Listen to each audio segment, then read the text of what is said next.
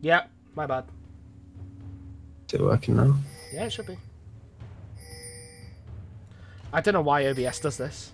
It instantly just makes it minus infinity decibels when I load up the stream collection. And I'm like, okay, thank you, OBS. Very cool. So anyway, Yeah, sorry guys. I mean, it wouldn't be a Coral stream without it being a bit scuffed, right? I know I say this every time, but it just makes it what we are. I'm sorry. But yeah, we were just talking about the fact that we do see Dark Enclave taking the barrier here, looking to be a bit safer in this game, looking to maybe respect the Kassadin damage once he hits the level 6, right? But looking like junglers are taking the usual start, both starting on the top side, more than likely pathing towards the same area, may see a 1v1 at the Scuttle Crab potentially. But it's just looking like a standard start, and both mid laners are looking to just take their advantage here. But one thing I want to talk about, Atomica, is how we expect to see both junglers play out this early game. Where do you expect to see them go? Do you expect to see them both come bot and look for a gank? Do you expect to see something different from Cataclysm, maybe trying to get an early advantage with this Lucian Braum? What do you expect? Well, I was kind of blindsided by the fact Karzik started blue and not red. Yeah. Not gonna lie, because I think that realistically, if you have a Lucian Braum bot lane, you don't need to path towards them. You sort of like path away from them to allow them to just be that self-sufficient bot lane that they are. Like, you know, they're Lucian Braum, for God's sake. It's not something that you need to hover around. I mean, okay, maybe, but the wave is bouncing back, so you know, I guess discussion's there. But anyway, yeah, they're both got to look for a bot gank. Play like based off the facts, they just are. Both going to look for this bot scuttle as well, so it really is dependent. Kha'Zix can't really like, you know, contest if Xin Zhao has the first move on the Scuttle Crab, because Kassadin is just not a champion that gets lane priority. And yeah, absolutely, Pre-6 definitely just really struggles, but it's looking like top lane is just a constant poke war realistically. But I think bot lane are looking to get priority in this bot scuttle. We do see Team Cataclysm and we see Cursed pushing up to get a ward on the Xin Zhao, maybe just spotting him out there. Do you know it's warded? We see the ping coming out there, but I think they're going to have priority here. May see they're fighting the bot lane, however, but Kha'Zix is looking to move for the Scuttle Crab, does spot him out with his Scryers, but bot lane are moving up to it as Enigma looks to pressure him off here, but Director Camera's not doing his justice as it finally moves over to the Scuttle Crab, but Mindless is half HP, Atomica. Yeah, I mean, he can smite on the Scuttle and gain back some HP. But yeah, with the Lucian Braum as well, with the stun, you know, there's no Crescent Guard. He's going to take full damage from every source. He is just going to back off and allow the Kha'Zix this Scuttle Crab. He's just going to, Golden Enigma is just going to recognize. Bot lane can't really move. Only Solari could. Raka had too big a wave underneath the tower, so couldn't actually move up. And, you know, it's the small wins for Cataclysm. It's the small wins. Yeah, despite that though, we did see the junglers basically take a handshake, and Golden Enigma just picks up this top Scuttle Crab and looks to be able to take out his Tahm Kench. As Brace is maybe stepping a bit too far. Rentka does use the breath and jump in, but that's just a jump away from the side of this Tahm Kench and just looking to just instantly get out. The W obviously being quite a notable, strong at the Abyssal Dive, can just jump in and out whenever they really please. I believe it's quite a short cooldown, 20 seconds I think in the early game, so if you're looking to play safe, it's not too hard to play around, right? No, not really. But you know, the way you beat a Tahm Kench, he does not particularly like ganks. And also, if they don't use their E early, they're not utilising their shield correctly. And Racia is not Eing, you know, quite well, and not utilising that grey health. Does recognise that obviously he needs to do it on the all-ins, but if he uses it early, the shield doesn't last nearly long enough for you to be able to get any meaningful HP back during it. However, there is a gank in the bot lane. Mindless is going to find himself on top of Raka and Solari. However, no Summoner Spells burnt. They do just walk away. Dark Enclave bullying this Kassadin, as you expected, pre-6. You know, these rays finding their targets quite a lot, but Kassadin farming relatively well in comparison to the poke. Now he reaches level 6. Level 6 versus level 5, but Golden Enigma is here waiting to see if this Kassadin is going to go in. And if he does, he's there. But the Q healing now from Tahm Kench really showing his sustainability. And that Bella's Breath there, actually, a small win, denied the cannon. Yeah. I think Golden Egg was looking to take a back here, was looking for something in the mid lane, but not quite getting it, as Johanna just playing a little bit safe on the tower here, and rightly so. I mean, you're a Kassadin, you're looking to get into the late game. But it's a bit of a less of a bloodbath this game, Atomica, a bit safer. People just looking, all laners really just looking to play this a bit safer. I mean, you can't even, you've got to respect what Cataclysm are doing here, right? I mean, they definitely have the ability to scale better into this late game, especially with Kassadin. So they're looking to calm it down a little bit. Obviously reacting pretty well to the last game. We did see a consistent battles all across the map last game. And I'm expecting to see more fights around the objectives here. But as I say that, Johanna going in, but just getting knocked up and having to flash away. But as I say that, he's at the caster curse there. I don't know, you tell me. But just as I say that, we see an instant engage, Atomica. Yeah, it was bold from Johanna. I think, you know, they didn't really have vision on the jungle, and Mindless trying to find a way to get that Scuttle Crab. He actually got it. He smited it away as Johanna now coming down. There is the Oracle Lens, but it's the death. And Tahm Kench picks up the first blood. Not a bad person to put the first blood on. He can now obviously use that gold, become that bigger lane bully than he is. But, you know, Cataclysm now have recognised what they have to do. You know, give their bot lane some, like, a combo that is just so good together, like naturally so good together. Lucian Braum, Lucian Varus, Braum Varus is another one, not Lucian Varus. Braum Varus is another one.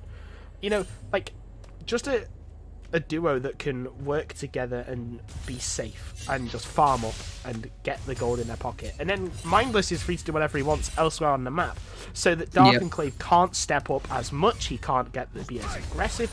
Ren can't be as aggressive either on the Ornn. And it works out. It is absolutely. I mean, we said we'd expect to see more jungle pressure in this game. We expect to see Mindless get a little bit more in the jungle. Knowing you're playing a champion like Kha'Zix who can snowball so well into the late game and can take out your carries if they get that lead, it's exactly what they need here. And Mindless is 10 CS almost above this Xin Zhao here. A camp or two camps above this Xin Zhao, and notably getting stronger and stronger. Has picked up the Iron Spike whip, more than likely moving towards his God Drinker here. Is ahead of this Xin, and we'll take a look at the gold here, Atomica, and we'll see that it's stacking up in the jungle. It's only 200 gold, but it's small advantages that count. It is rather close though. We do see a 500 gold lead for Cataclysm at the moment, and I'm expecting to see a little bit of a dragon fight here, looking to get something out. But as I say that, Razors are looking to go in on Renska here, will have the ability to not stun them here and damage her, but doing so much damage. That's a flash from the Ornn already. Yeah, was forced to, otherwise she was dead. Solari isn't going to engage onto Curse though. Curse is going to use that stand behind Braum to get away, and Solari is, not dead. Oh no, Mindless is going to leap over. However, that is the exhaust. The Iron Spike Whip is going to be used. The Windcome Lightning is going to hit. There is a fantastic, I've forgotten the name of the ability, and I play the champion, or I used to. Forgot what it is. But anyway, it's going to be a fantastic disengage option. Gold Enigma down to half HP. Cataclysm is also at half HP, but he's on the better spectrum. There's the gravity, gravity field. And Johanna almost walks straight into it and gets stunned. A good disengage there from Victor. Ren is going to try and... that was a bit of a weird interaction. Not sure what happened. I believe it's a stand behind me is the W, I believe. Yeah. And the Glacial Fissure is the ult. Glacial Fissure, there you go. Yeah, but yeah, really well played from Curse. She's been able to peel off the Kha'Zix there. But it's a good exhaust from Solari, right? Denied the kill for the Kha'Zix. Denied the ability to snowball a little bit more. But did manage to pick up the Drake, however, so it is a good win for them. We do see it's more than likely going to be an Infernal or a Cloud Soul again.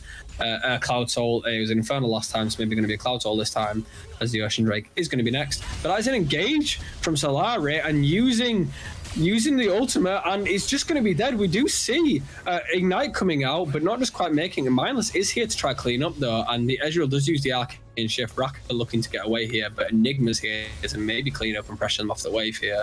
It's a constant battle in this bot lane, right, Atomica? I mean, it's back and forth all the time. Yeah, absolutely it is. And, you know, you can't you kind of have to say that this is favouring the Ezreal and the Rel. Oh, and as we say that, Johanna is maybe going to fall to the Chaos Storm. No, he falls to the Ray. Well, never mind. Kha'Zix, Mindless, is going to pick up the kill onto Solari. Going to use that ultimate, and Raka is actually just isolated. I don't think has enough mana for the Arcane Shift. Will slowly recuperate that mana over and out, but Gold Enigma coming down, yeah, covering this Ezreal's escape. However, yeah, you just have to say that this accelerated lane is favouring more the Ezreal and Rel because of how these trades are going. Also, I forgot to change the gold back as Victor picks up his Liandry's Torment. However, Ezreal, Rel, just the scrappiness of these fights, just meaning that Lucian and Braum can't, have these like clean combos together. They can't get off these stuns, and the more scrappy fights tend to favour the Ezreal and the Lucian. Absolutely. I mean, one thing to mention though is last game we saw Johanna pick up the Ludens. This game we're seeing Dark Enclave pick up the Liandry's here. They've been to looking to burn through this Braum, burn through this Tahm Kench here, and he has the damage here as Johanna decides to go in and does shift into this Victor, but Liandry just going to burn over time. And do you think that's the right item to go here, Atomica? Being a bit to play yourself? Yes, it is. I you'd say that. I am a sucker for Liandry's Torment, or Liandry's Anguish, whatever the item is. I mean, it gets upgraded into Liandry's Anguish, I think. But anyway, it's like against this tanky team, the Tahm Kench and the Braum as well. I think the way it works as well is that you can actually proc the Braum like damage mitigation on his first E with the Liandry's Torment. So if your team play around that fact, I think it can. I'm not particularly sure. I haven't tested it. Obviously, someone has not been sad enough to test it with me. However, I think it does because it's an instance of damage that it can mitigate, and then his E shield actually only reduces damage rather than completely mitigates it. So a fantastic item to go as well with that Chaos Storm. So yeah, I think it's just a very, very good pickup, especially against this Tahm Kench and this Braum. Yeah, definitely. I mean, the Victor is notably 1,000 gold ahead of this Kassadin here. But that being said, it's still a Kassadin, right? The Kassadin still can scale well into the late game. We've seen Kassadins fall behind. We've all seen it in the solo queue, how painful a Kassadin can be once you reach that level 16. But notably, Direct Camera didn't do his justice properly. It did. And I was there. Oh, it did. I watched it. Mine didn't for some reason. Mine decided to switch to the Kassadin, strangely. But anyway, Direct Camera does do me justice now, and we can see Dark Enclave being picked up in this mid lane. Did use the Rift Walk, as Johanna managed to pick up the kill. But we did see a pick up on Razor there in the top lane. Renska picking up the assist as Gold Enigma managed to pick up the kill in the top lane. So yeah, he's picking up a little bit more now, maybe getting a little bit more blood in this game, a bit more bloodshed coming out here, Atomica. Yeah, and you can definitely tell that Cataclysm have moved on to more comfort champs this game, rather than just trying to play for the team. The Kha'Zix is going to fall here. Oh, that's a fantastic True Shot Barrage from the Ezreal. Gonna cover where the Kha'Zix could leap to. Pick up that kill there for himself. But yeah, the Tahm Kench now in the lane, you can see that Ren is being bullied. In the jungle, it's not as clear-cut as it was before. In the mid lane, okay, the farm difference is high, but nevertheless, it's still, Johanna picking up that kill there, knowing that he can be that little bit more aggressive onto this Victor, especially now he doesn't have barrier and flash, etc, etc. So just the comfort of the players, you can tell, is making such a huge difference this game. Absolutely. I mean, we see Kha'Zix picking up the Gordon now. But, I mean, Ark are coming back into this game. They're picking up the Drake now, and it will be an Infernal Soul this game. So, never Infernal this game. I mean, beneficial to either team this game. But it's going to be interesting to see how they play around the objectives there and which team will look to carrying an advantage. We do see the ultimate coming out from the Tahm Kench, looking to kill Renska. He does have to flash out, but the W coming out from Tahm Kench, I don't think he'll quite have enough damage to kill Renska here. She would just walk away instantly. Yeah, and I'm not sure whether the Devour was worth using there, Atomica. It was, because, I mean, the kill was on the cards. It was just kind of, I mean, if they timed the summoner, they would know the kill wasn't on the cards. But, you know, if that Devour does come through and the stun and everything, and it plays out actually well, that kill was on the cards, but it didn't. So, yeah, Devour, not worth it with the way it played out. The flash away, good flash away by Ren. Ren really doing her job well. Not feeding this Tahm Kench, not overstepping, not overstaying. Does get caught out one or two times, but just the raw tankiness of Ornn. And I would assume because of how Raisha played the early game and how aggressive he was, Ren did get a few grass procs off, so it does have a little bit more HP to back herself up with, and it allows her to escape with. But yeah, this Tahm Kench not getting that massive lead that we're used to seeing Tahm Kench get. I know we saw a Tahm Kench get a massive lead in TLH versus League of Pokemon, and that was that became a massive issue for them later on in the game. But yeah, Johanna now potentially has been caught out by Dark Enclave and Golden Enigma. Golden Enigma, when comes Lightning, does come out. Rift walking away as Mindless now comes in. There's the Crescent Guard Man's going to get him away as the Glacial Fissure is going to come in. That's a big double stun in the backline with the Chaos Storm. Kenez now using that culling, but Mindless will fall thanks to the exhaust, keeping him on that Death Ray. There's the challenge coming in from Raisha, that Abyssal Voyage, but it's not going to be enough. It's only going to knock up one. Solari going to manage to get away. The Whimsicott Lightning is going to miss on Johanna, and in the end, Mindless is the only one to fall. Ren waiting in the wings, though, could call in that Ornn Horn onto for the tower dive, and it's looking like they are going to set up for it. There is the Ornn Horn for one. There's the Ornn Horn for two, and it manages to connect onto Johanna as well as the Tahm Kench is going to be the 1 to 4. Johanna going to Rift Walk his way away, and Arc Battle Queens are going to pick themselves up a tier 2 tower here.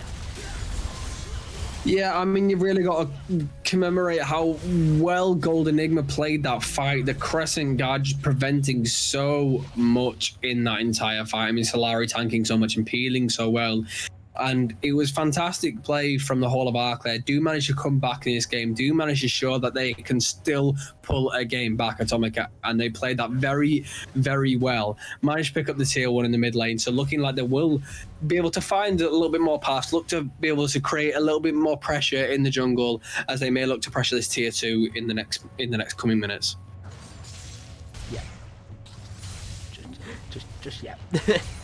It's Gold Enigma played that fight. I echo what you said, just extremely well. The Crescent Guard was just fantastic, and again, he got this in Zhao in game 1 and he played it extremely well. He gets it in game 2 and he's still as good as he was in game 1. He's gonna try and find himself an engage though onto Kenez. Kirst's gonna just try and deny him that using that Unbreakable. However, here comes Dark Enclave. Yeah, if he can get a flash on this, but Kirst is dead yet. There we go. He's dead, but the TP is coming in from the casting, and now Dark Enclave is getting rooted up, but it doesn't even matter. He doesn't go down thanks to the Q shield, and the Kassadin falls as well. That would be a little bit of a tilter for Johanna. TPing in, he's going to try and get the 1-for-1, but he couldn't, and they also lose this tier 1 in the bot side. However, I think the Cataclysm are just going to accept this and trade this for the top side tier 1. As the Rift Herald is brought down, they could potentially get a tier 2, but no. Arc Battle Queens are early on the rotation, and the tier 2 will most likely, more likely than not, stay up. Yeah, I mean, I feel like Cataclysm are trying to do too much here, right? Trying to overstep, trying to maybe get a little bit more advantages, and Arc are capitalizing again. I mean, Gold Enigma's recognizing that his team is behind him, recognizing he can make these picks. And I think we saw it in the last game. Cataclysm is trying to make too much out of nothing in some stages. And I think Arc are doing very well of capitalizing on these mistakes, looking to prevent these objectives from being taken. And we did see the tier 1 getting taken in bot lane, but did manage to pick up a few kills off it as well. And they are ahead in this point in the game. There are 2,000 gold ahead here. We see the casting in falling behind, 1,500 gold here in the mid lane, and it's causing some issues here. And I will expect to see Arc pick up this Drake now, and you're not sure whether Cataclysm can contest at this point. Kha'Zix is mid lane as Enigma looks to pressure this off. You'll probably expect to see both jungles move down here, but I feel like Arc are a little bit stronger in team fights. Oh, if they can pick up the Enigma here. Yeah, Gold Enigma. Potentially it's been caught, but the Crescent Guard is going to come in. He does have that PTA pot. Good Braum shield will block the Ornn re-engage. However, that's a lot of damage there. Dark Enclave just in the background being able to do whatever he wants. The Magnus Storm is not going to find anyone, but it's a 2-for-1. What started out as catching out Gold Enigma actually leads to the fall of 2 of Cataclysm's members. The W is not even evolved for Mindless, which I would have assumed so, as that provides all of the slow and allows them to get out, but that Death Ray almost managing to pick up the Lucian on the retreat, and the Infernal Drake does go over to Arc Battle Queens, and the survivability on this Xin Zhao is just something else. Yeah, I mean, the Crescent card and the Gore Drinker clearly doing so much for this Xin Zhao, clearly just preventing him from even... We saw a 4-man engage there in the Xin Zhao, and Enigma still got out of that. It's just not enough. I mean, you said it yourself. I mean, I'm a bit curious as to why Mindless didn't evolve the spikes for his second there. I mean, generally you get the 90% slow if isolated with the W being used, but it's just not enough, right? Clearly looking to evolve the Q just to get the damage and evolve the claws. Arc are just taking control of this game again, and they're clearly been able to, like I keep saying it, the advantage of every single mistake, and Race is looking to go in again, but yeah, it just didn't have the vision, and Arc are going to collapse, but I don't think they're going to get anything off it. The Unhorn is called in. They are just going to get the tier 1 out of it, I believe. I don't know, they won't even get that, I don't think. I think Racer is okay. No, he's going to dip and leave. Gold Enigma now coming in, but he is isolated a little bit. The Airborne coming in, channeling for Racer, and he does manage to get out.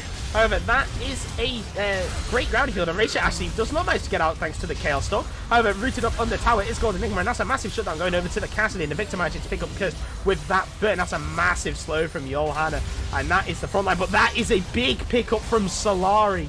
He's going to find the Kassadin, and the Kassadin will fall. Kenez left on his list, and the flash forward from Rekka using that Q as well. And there's the spike finally being evolved from Mindless.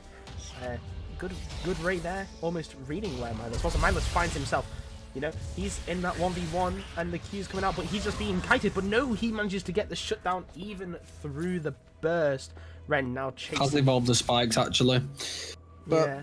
I think maybe you'd expected to see that. Has doing damage clearly, does manage to pick up the solo kill there, and that is good for Mindless. We know Kha'Zix can snowball, and I think it's needed. He's 3-2 and 3 in this Kha'Zix here, looking to get back into this game, looking to maybe be able to pick up this Ezreal, pick up this Victor in team fights. If he can get them isolated, then it could turn team fights here. I mean, definitely Cataclysm have the opportunity to bring this game back. For sure. I mean, they still have the insurance policy of the Kassadin, as Atomica mentioned previously. So I will expect to see maybe them looking to play around that at this point. I can't, because I'm using a sub too. I'm not sure. I believe mid is a name change, and I'm not sure if top is new Atomica or if it's just a sub. Which one, sorry? Is the top lane for I think he's permanent. Cataclysm new? I think he's permanent. Yeah. I think Okay, cool. I'm not particularly sure. Yeah, not sure on the. I know the name change is a name change in mid, but I'm not sure whether the top lane is actually. Yeah, it's a name change mid, but the just it's still the same play, just a name change. Got his main account banned, so yeah. Just got name account banned, so yes, it's a name change. But we see Renska engaging on Johanna here, but he will just Rift Walk away as the rest of Arc are looking to pressure on this Baron here. I mean, Renska can tank this damage all day, and he's clearly doing just that, having to force the Kassadin into Rift Walk away. Both players do have TP, so could join this team fight if Arc look to engage. And they could, right? They have the abilities, they have the damage, they have most things up at this stage. Notably, Solari doesn't have Flash Rush yet, will be coming up soon. But neither does the Ezreal. So if Cataclysm can just lock that Ezreal down, get that kill, knowing that he has no flash, you can turn a team fight. And with you having 4 mid and Arc only opting for 3 here, you'd look for an engage. Yeah, absolutely. You would. It's you know, I mean, they're gonna look to set up for the Drake as well, with the vision control that they have. You know, Cataclysm more bothered about the Baron. You know, they can give up this Drake because it's not soul point yet. You know, 23 seconds you've got until the Infernal Drake comes online, and they're probably just gonna rinse straight through it. Not really much. Do they have the damage though? Do Cataclysm have the damage to be able to do this Drake, this Baron as Ark do this Drake? Are they going to be able to damage it quick enough? Ark just not going to be able to run straight up. I mean, they have a 4-second advantage. There's the Ezreal True Shot Barrage, and it is going to find, like, it's going to discover that they are doing it. Gold Enigma is going to rotate up to top side, and that is a very good rotation from Battle Queens, you know. Just recognizing that. That is a fantastic engage from Rachel on top of the Victor. And there's the jungler now, but Lucian managing to pick up the kill. Gold Enigma is into the backline though, and he's gonna fall to the Kha'Zix. Johanna is in the backline, and he's gonna find himself a free Victor. See these more scrappy fights really going the way of Cataclysm. However, Johanna has been picked up. Now Tahm Kench is on top of this Ezreal. Ezreal has no arcane shift, so Solari is gonna find himself forced to turn around and try and help this Ezreal. This Ezreal gonna get stunned up. He's gonna get also, but there's the stun from Solari, but Mindless is gonna come in. He's gonna find the cleanup. 6-2-4 now on this Kha'Zix, and that Kha'Zix is becoming a bit of a problem. But you know, it's like what we said in Champ Select, these scrappy team fights going the way of Cataclysm. And you know, Xin Zhao and Victor, they were caught out, quote unquote. They thought that they could contest this Baron. They couldn't. They then got engaged upon by Cataclysm, and then the scrappiness of that fight without layering those crowd controls, all those abilities together, you know, the gravity field and the magnet storm, it was disaster. Yeah, they played it slow. That's what they need to do. They need to play it slow. Ark are looking to fight these team fights, looking to engage. We said it. They want the engage. They want the initial stun. But the roam was the good idea, but I think you needed to slow it down, pressure them off it a little bit, do the damage, they're looking to pick up the kills afterwards. But maybe engage a little bit too quickly, did Ark there. And you've got to, Cataclysm played that fight extremely well. Ken is especially being able to kite so well on this Lucian here, being able to use his E to his advantage, and being able to get away, as we saw Ren trying to chase down Lucian. But Mindless doing a lot of damage as well in that fight, managed to pick up a few kills, and we did see a Victor being picked up. And we said, Atomica, if we can see the Ezreal or the Victor get caught out at any point in these team fights and being able to get picked off, they are the damage loss. We know they hurt. And if one of them goes down, Cataclysm have the opportunity to turn it, and that just switches game right around. And it's only 1,500 gold lead ahead here for Ark, and the Kassadin is getting bigger and bigger. Will be level 16 rather soon. Is about just over halfway there at this point in the game. So it's looking a bit weary for Ark here, don't you think, Atomica?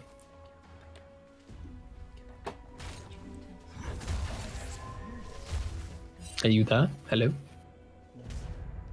Oh, no, yeah. Oh, don't think we can quite hear Atomica. Not sure.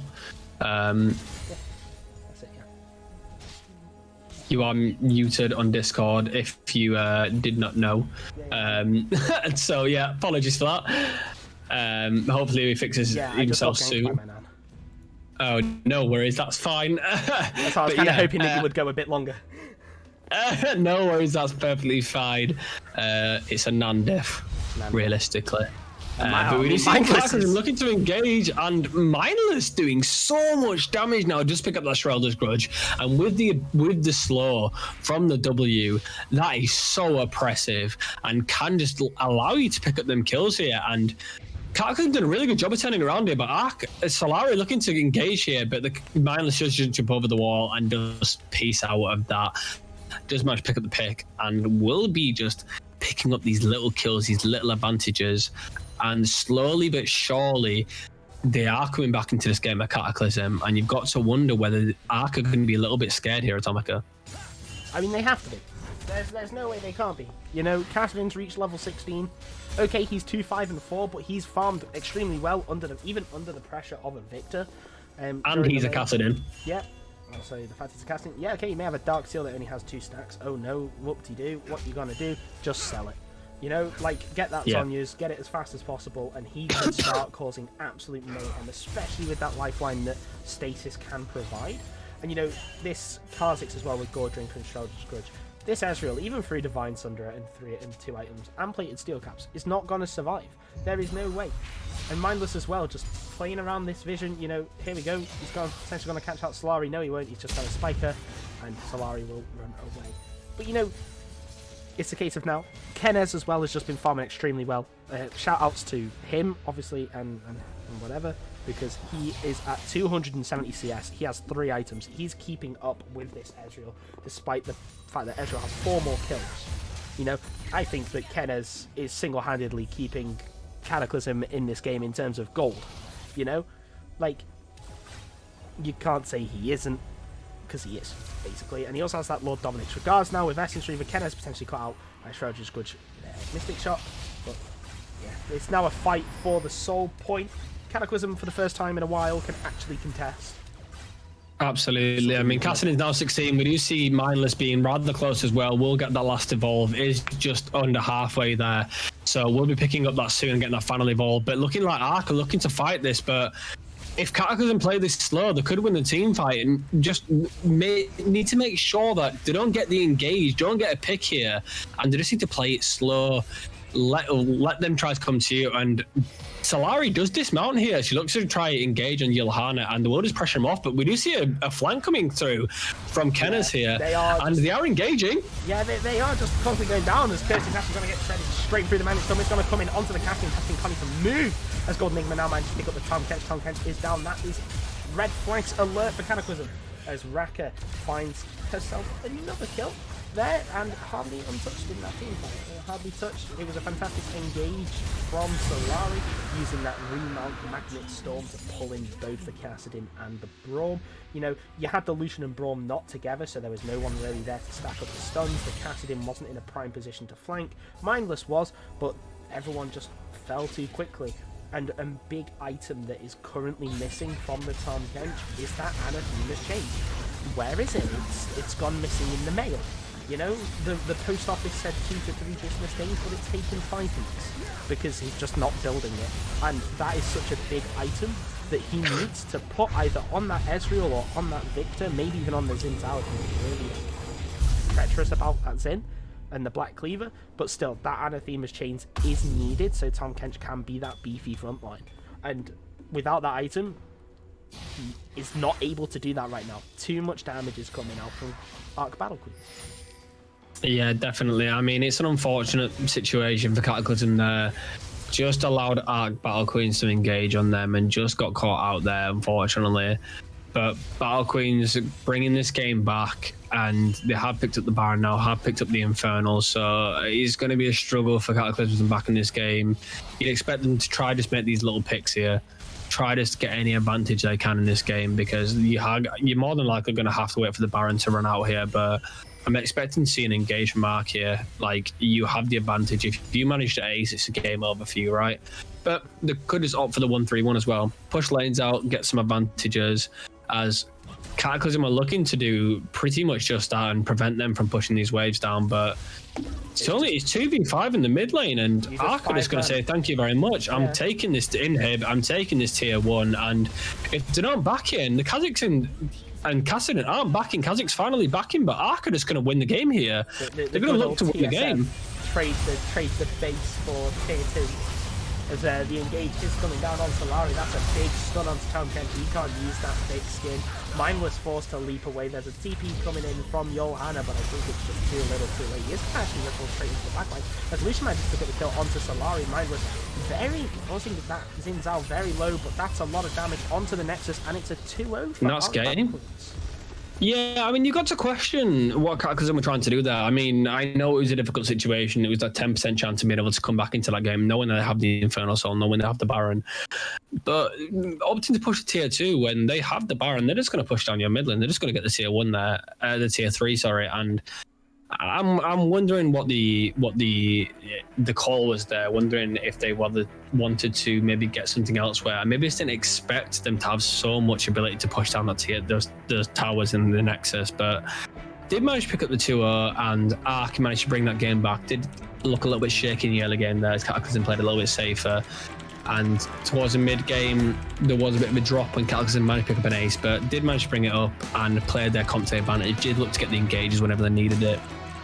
And well played to Arc Battle Queens, managed to pick up their first 2-0 victory in this Ocean League, and congratulations to them. We will get a poll out for the MVP of the series, and if any teams wish to look for an interview and want to come talk to us, please jump into waiting to be moved and we'll get you in quickly for an interview. don't think we have time. It's 10 minutes until the next game. Okay, fair enough. Well, yeah, well, unfortunately, don't think we'll have time for interviews as we're going to do casting VODs now. I unfortunately have to go, but I believe Atomic you are being joined by Feel My FPS. Yeah. Yeah, A new caster. That is gonna join, hopefully. Need to pop the caster chat, caster role, so you can just join up whenever.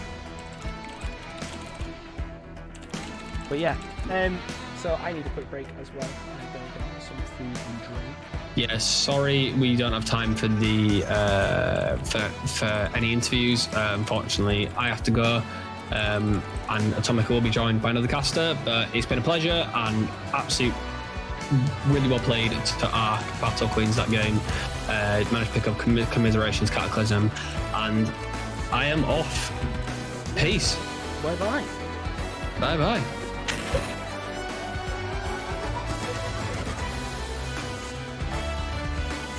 Oh yeah, why is the music so loud? I don't know why the music was so loud. Thank you. Thank you for that. Anyway, Hampy had to go. I will be joined hopefully by Feel My FPS. I did give him the caster role.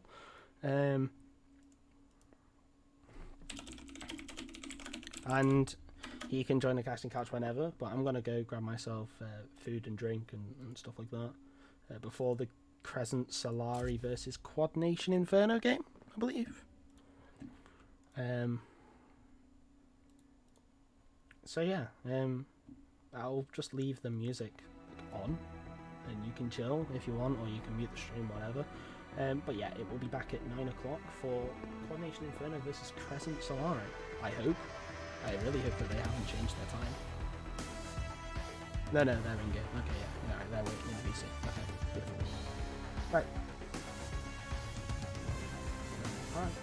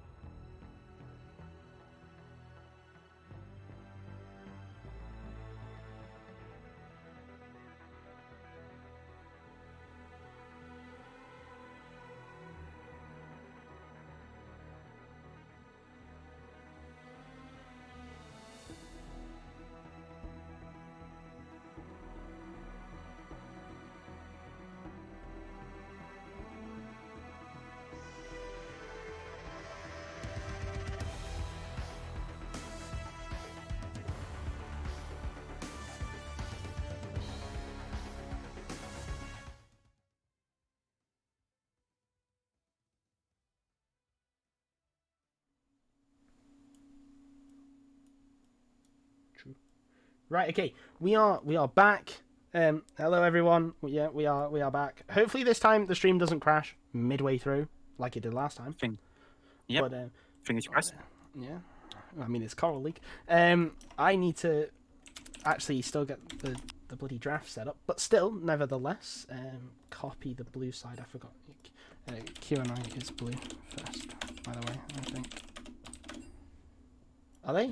Oh, please tell me they're not red side first. Otherwise, I have to remake the links. Ocean schedule. They are not. Fuming. They're not. Oh boy. Oh boy. Right, let me remake the links. No worries, mate. How about it? New draft. New draft. CS, Q&I. I put them the wrong way round as well. Oh no, I'm gonna have to change that. Okay, anyway, I'm tired. No worries, no worries. Yeah, just good luck, good luck. I don't know what the hell you're doing. Just good luck. Trying. Q&I, and then spectator. So, spectator. Don't go. Dev says a remake for another day. We can't reschedule games, boy. Go play them out. Our ADC can't join the lobby, they say. Oh, do we have to remake the lobby? Yeah. Do you know if his rig login will fix it, or do you have to make the lobby again? We have to remake the lobby. Oh god, it's riot client moment.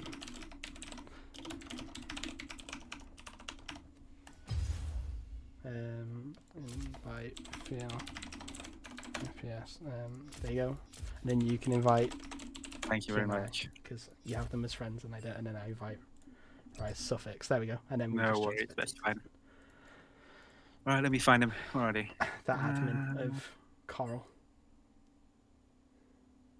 It's truly, yeah, Indian company moment. Yep, I agree. Truly. What else was I meant to do here now? Something else. Actually, I can get rid of Hampy now, can't I? Oh yeah, I need to spectate. I can't spectate because spectate's filled. Oh, they're waiting to. Oh, there we go. Yeah, let me out. Let me out of the game. I don't want to play. I want to play. Who did I give MP to? So, me personally as the caster, game one I gave the Fuji Assassins. I think I gave it to the Zac, and then game two for Krabs versus Fuji, I gave it to you, Karasho. I gave it to you. But if you want the chat, I think it was a tie for Gablet and you for game two, and game one it was unanimous Zac. I think. No, wait, but who said? Wait, who was MVP for game one then for chat? From chat, I forgot. Not true. I am the caster. I mean, I also did just say that it was my personal opinion.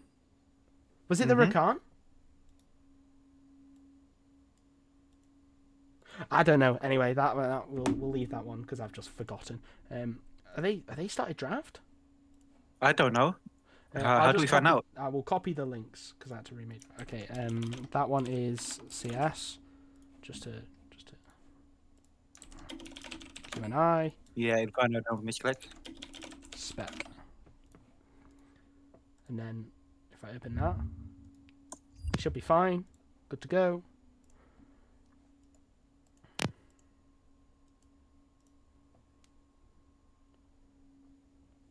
Yeah, I thought we said Zac as well, Gablet, but trying to say that I'm overriding the chat. I'm not that power hungry. Game 5 on sugar. Right, team 5 is team 6. Ooh. There we go. Okay. Done. Client shenanigans, mate.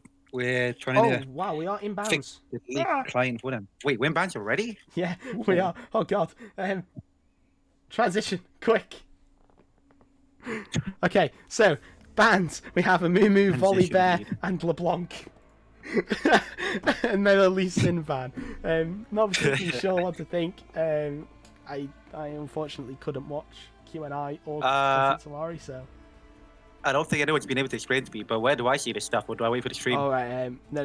Hang on. I'll send it to you. Thank you, I'll thank send you. it to you on Discord. I can't really Okay. cast my lead Yeah. client. Thank you. Thank you very much, buddy. Casting the lead client. Hell yeah. So there is a Lulu ban.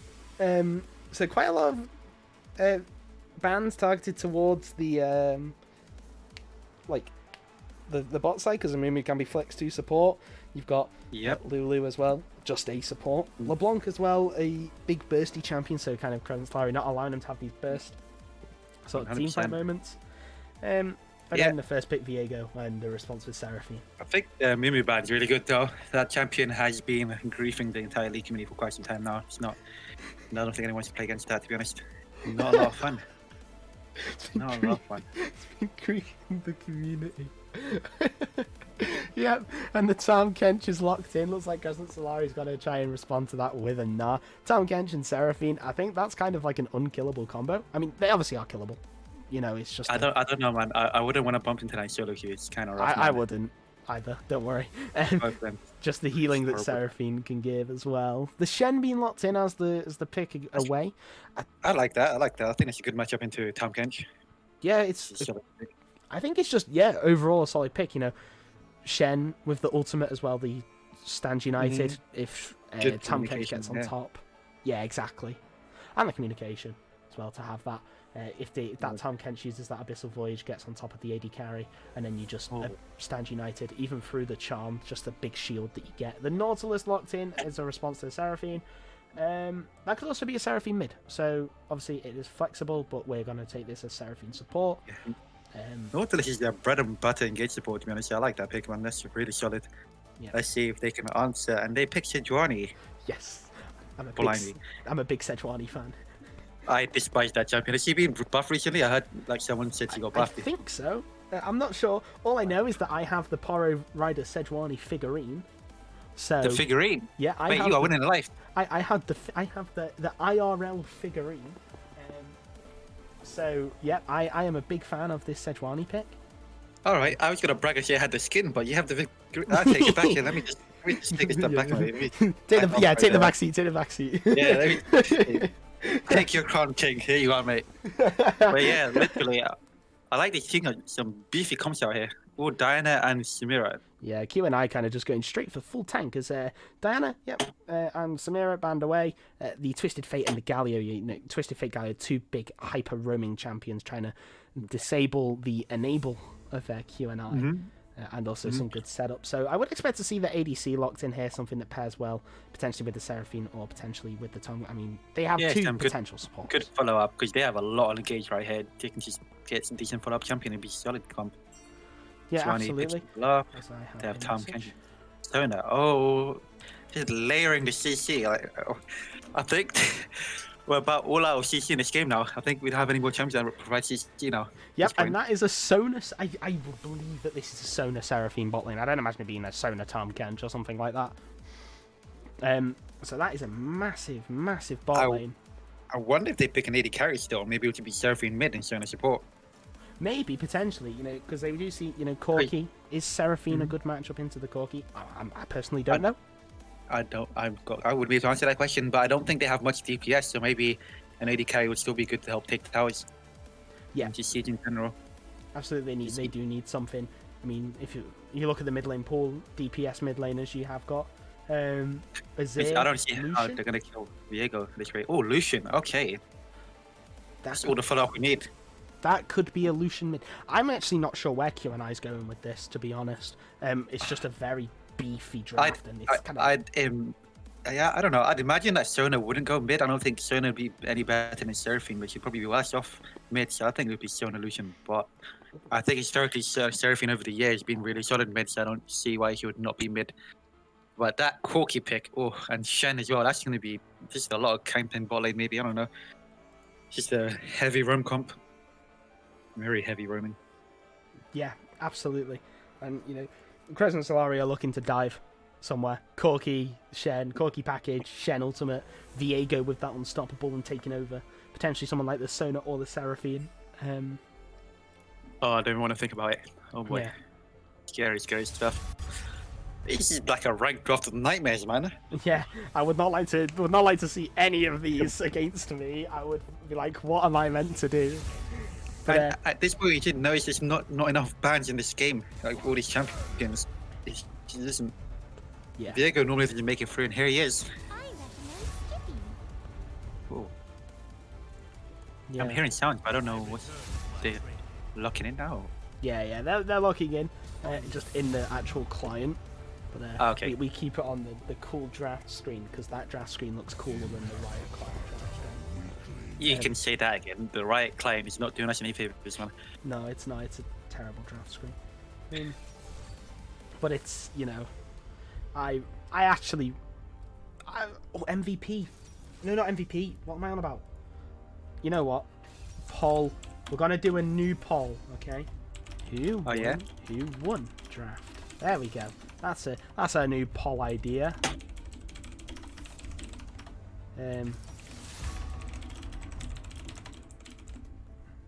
2 minutes. Start poll. There we go. And then it also gives us something else to talk about if we run out of things. Who won draft?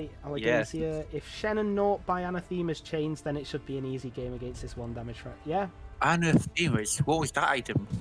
It was added, I think, like a couple months ago, where you just any betting. I could do a bet as well. Who's gonna win? But we'll have to wait for the current poll to end. But luckily, there's the 3-minute delay, isn't there? So we can set that Yeah. up as well. Is it / prediction? Just so I know what I'm doing. Yeah. Okay. Start a prediction, and then who will win? Oh, the chat is too small. Anyway, yeah. Anathema's chains item added a couple months ago, or maybe like last year when the item rework happened, and it's like Yep. you can set someone as your enemy. Oh, yeah? And then over time it stacks against them, and at 30 stacks it has like 20% increased like crowd control time. So it's 20% reduced tenacity. And then it's like you take less damage from them as well. So if they get Anathemas, you know, this Lucian's not going to do any damage to the Oh tanks. my no. lord. Right. Oh, that's not fun. Wait, we can do that. So who will win? I'm going to put their like abbreviations, and I'm going to put the who will win. Yeah, just who will win. If a streamer or mod will need to confirm the outcome within 24 hours of the end of prediction submission. Okay, yeah, got it. Error creating prediction. Please try again. Oh, was it made already? I don't know.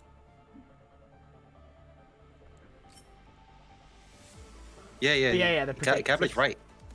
They do a lot of damage. Who won? Oh, right. Okay. Oh, right. So Crescent Solari, according to chat, won draft. I can see why they say that. They have a really, really strong skirmishing comp. They have Corki, can run well. And Vayne will just shred the tanks, so Vayne's always good.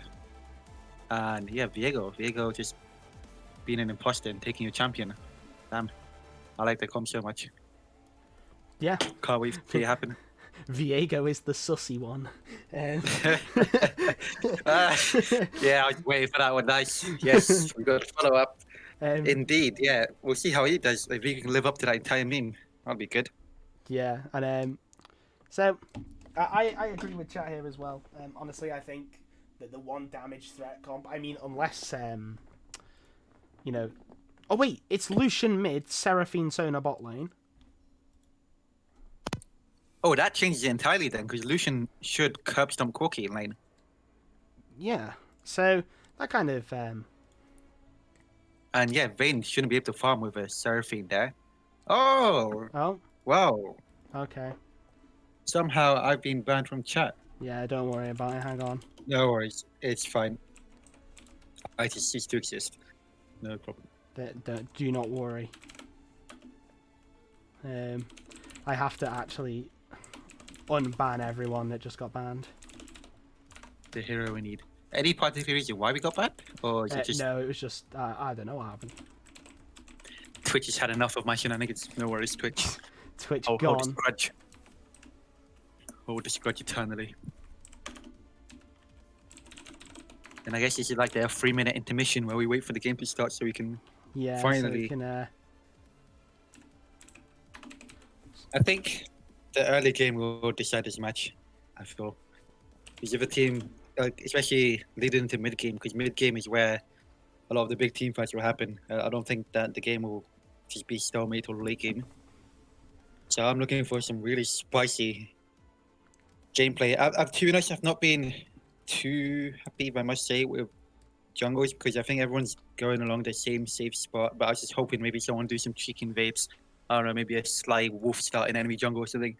But if you have a lot to risk, I don't think people would try it. But a little bit of creativity sometimes, guys, can go a long way. yeah, absolutely, and especially if they don't expect it, it can catch people Mm. out. If an invade goes well, it can also lead to the lead that you need, pretty much. Yeah. It's like he's throwing the enemy jungle off his tempo. If he walks into his jungle and he finds that he has 2 less camps than he should have had, Yeah, he's absolutely. going to sit there in limbo. No XP, no plan. Yeah, he has to. No one plans for an Invade, yeah. invade, but That's why it's the worst feeling in the game. oh, and I forgot I need to stay alt tabbed to make sure that the league Stream. client's gonna crash, isn't it? The league client's. Oh no, it's not. Oh. I'm now gonna wait for the stream of messages that's like the sound is gone, and then the OBS cast is gone, and then I'm gonna have to restart the stream. Oh no, we're back. We're still here. The FPS of the Ocean Wave Great. cinematic may not be the best. It may be at 2 FPS, but it's still there. Sounds like we have a lot of issues, but can I just say the skins in this game, damn, They're all new, well, other than Firecracker Vein. really? You have Yeah, but Firecracker Vein looks new.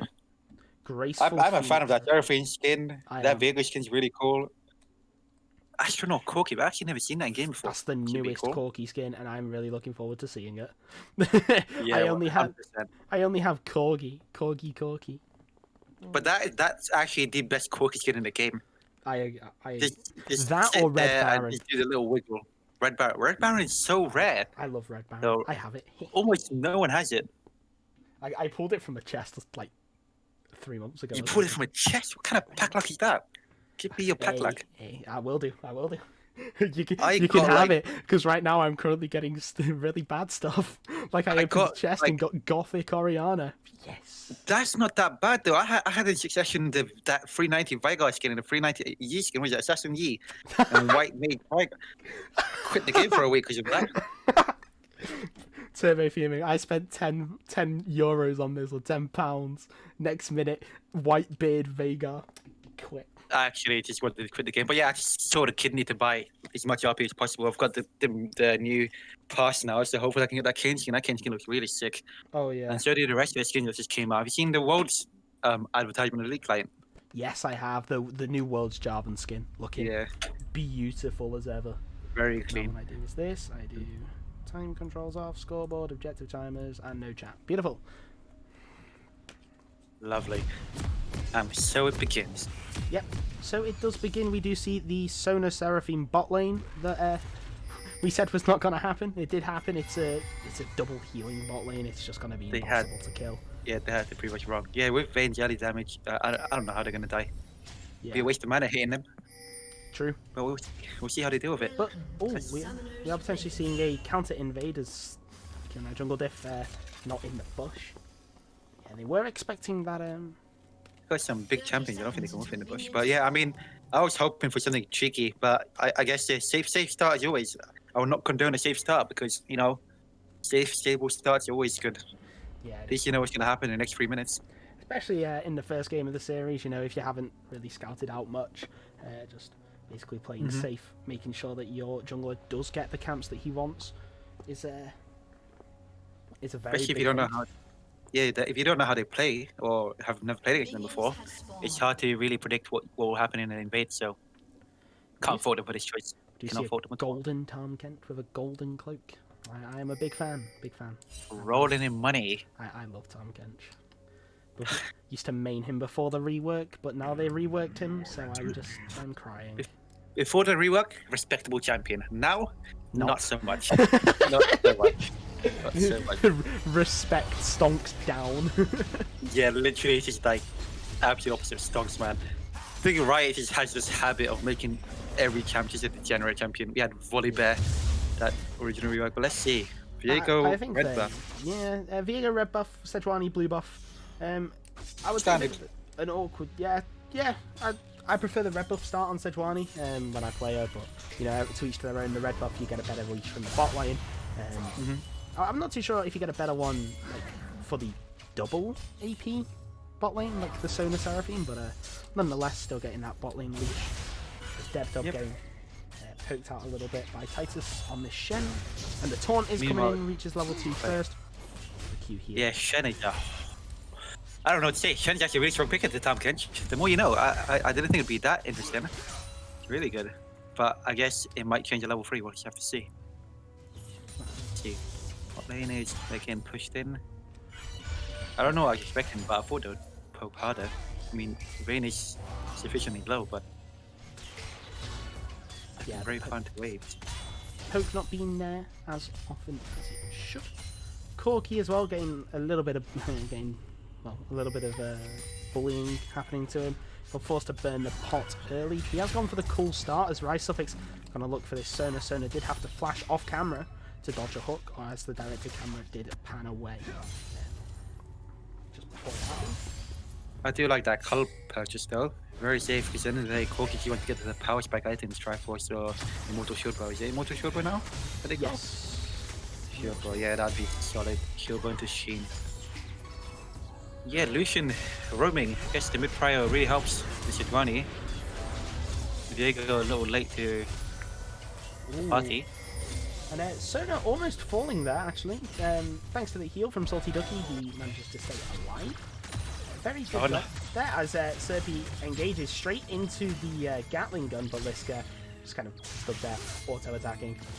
Takes a lot of damage, but I think was expecting Reiki XP to come in on that. As QNI Jungle Diff is going to find himself, not a kill, but he is going to find himself a Lisk very low and a flash. There's the Ignite on top boy. of Ready as Northwest is coming in to try and support this death dub. Potentially could be dead on the top side. He does have the stun available. Really I wants have to to. say, nice roaming. Everyone's responding really quickly. I feel that the Corki must have had a horrible moment there to the split second where life just slowed down. But it's good thing that he survived Nautilus roaming really quickly. I didn't expect him to be there so fast. If I'm honest, I didn't see him till he was dead. That's really good. I mean, that's a great thing, is there is potentially an engage looking here as QNI Jungle Diff has no flash, but Rise Suffix is going to find the engage, and Sona's actually going to find the kill onto Vayne. Salty looking now, they're going to try and find their way out as Lift big TP in. Jungle Diff potentially could be dead here. Is he? No, he's not yet. The flash forward from Ready. Rise Suffix is going to fall very low. No, he's not going to waste his time trying to take control of that Sejuani and get too low. A 1-for-1 in the bot lane, but first blood over to this Sona on QNI. Pretty interesting 3v3. I didn't think it would turn out like that. To be honest, I thought they were not going to get the kills there, but Neither. no, the camera kind of panned away from me, so I missed half of it. Just to rely on your casting, so yeah, nice. Yeah, it was Very clean. an interesting way with Titus being slowed. I don't know if he can take this fight. Debdub does have, I think, better sustain here, but he is fighting in the minions. No, Oh. Titus gets the kill. Thanks to the grass proc, and also playing with the minions, denying that tongue lash stun. Potentially could have tongue lash stunned him as he was dashing with the taunt, but I think as soon as the taunt landed, he was dead. Debdub probably Yep. should have just taken that trade and got out. But level 6 now on this Shen, so I highly doubt that anything in that bot lane is going to happen again like that. Now No, but I think maybe the Shen would like for, the Tom would like for the Shen to leave lane for a bit, just so they can have some relief from the pressure, because whenever he's in lane, because their melee is just so chaotic there, you can always get caught by a taunt. And if they're right next to each other, you can't really react to it, can you? It's possible to react to it. Yeah, exactly. Impossible to react to, and as well, I think the taunt will cancel the Shen, it will cancel a Tahm Kench Abyssal Voyage as well. So the first rate of the game going over to Present Solari. Very good objective control from them. Yeah. But the gold lead is still in the favour of QNI. Cheeky Sejuani there. Very cheeky. Oh yeah, did he steal away the blue buff? I'm not particularly sure. No, he didn't, but the wolves for sure. He's left a little one as well. That's a nice little present. Yeah, Serbian is going to use his dash over the wall. And Taunt now onto Jungle Diff. Jungle Diff doesn't Jungle have Diff. flash, but he is going to Tunnel heal vision. away. Does have that W up again. There we go. And Titus is now going to back away, almost picking off the Sejuani there. Deb waiting. Close shave. Close shave. He tunnel vision a bit too much. Right there, he should have booked it immediately. But I guess a close shave is a close shave. Still lives. Yeah, it's not a kill, it's a close shave. And Yeah. Forest Friend now walking up, starting to get that poke down a little bit more. The root not coming out, and Nautilus and Viego, the pings are coming down. There's the flash hook, but the minion goes in the way. It's a superhero minion. It always happens. Salty Ducky has no flash. There's the condemn into the wall. Gonna flash the second follow-up stun from the Viego, and very well played from Salty Ducky to hold on to that flash, and the exhaust coming out from Forest Friend as well. I don't necessarily... Patience is really good. Patience is really good there. I feel it like literally they need to respect the Nautilus a bit more, because even if he doesn't hit the Q, he can still just run up to you anyways and auto-attack you. Especially two champions that don't have really much mobility, they have to be extremely safe here. Especially level 6 when Nautilus just presses you and you're down for the count. Yeah, absolutely, just free and open to be taking those hooks after that depth charge. Very nice setup as Debdub now actually taking an XP lead, interestingly, despite dying once. Does have that farm lead, but Shen is one of those champions where it is kind of near impossible to farm on. The hook is going to land. Actually does land. I thought it was going to miss, not going to lie. There's the Ignite. Salty Ducky may potentially fall. There's the heal, but the ultimate from the Vayne. Narcissistic picking up his first kill of the game on this Sona Seraphine bot lane. But that was a bit of a awkward hitbox there for... It is, but you have to expect it. Nautilus is punishing them. They're stepping out too far without flash. You need to respect it. Yep. And he's not even level 6 yet. It would have been even worse if he's level 6. They could have called it Sona as well. Absolutely, if the death charge was coming out, then that could be the end for them. Well, I mean, more of a confirmed end for them, I should say. Yeah. I think Sejuani might have to start looking to help the bot lane. Top lane, there's not too much you can do there. They don't have to damage to kill Shen. But bot lane, maybe mid, they need to pick one of these two lanes and start winning harder at this rate. It's not looking promising at the moment.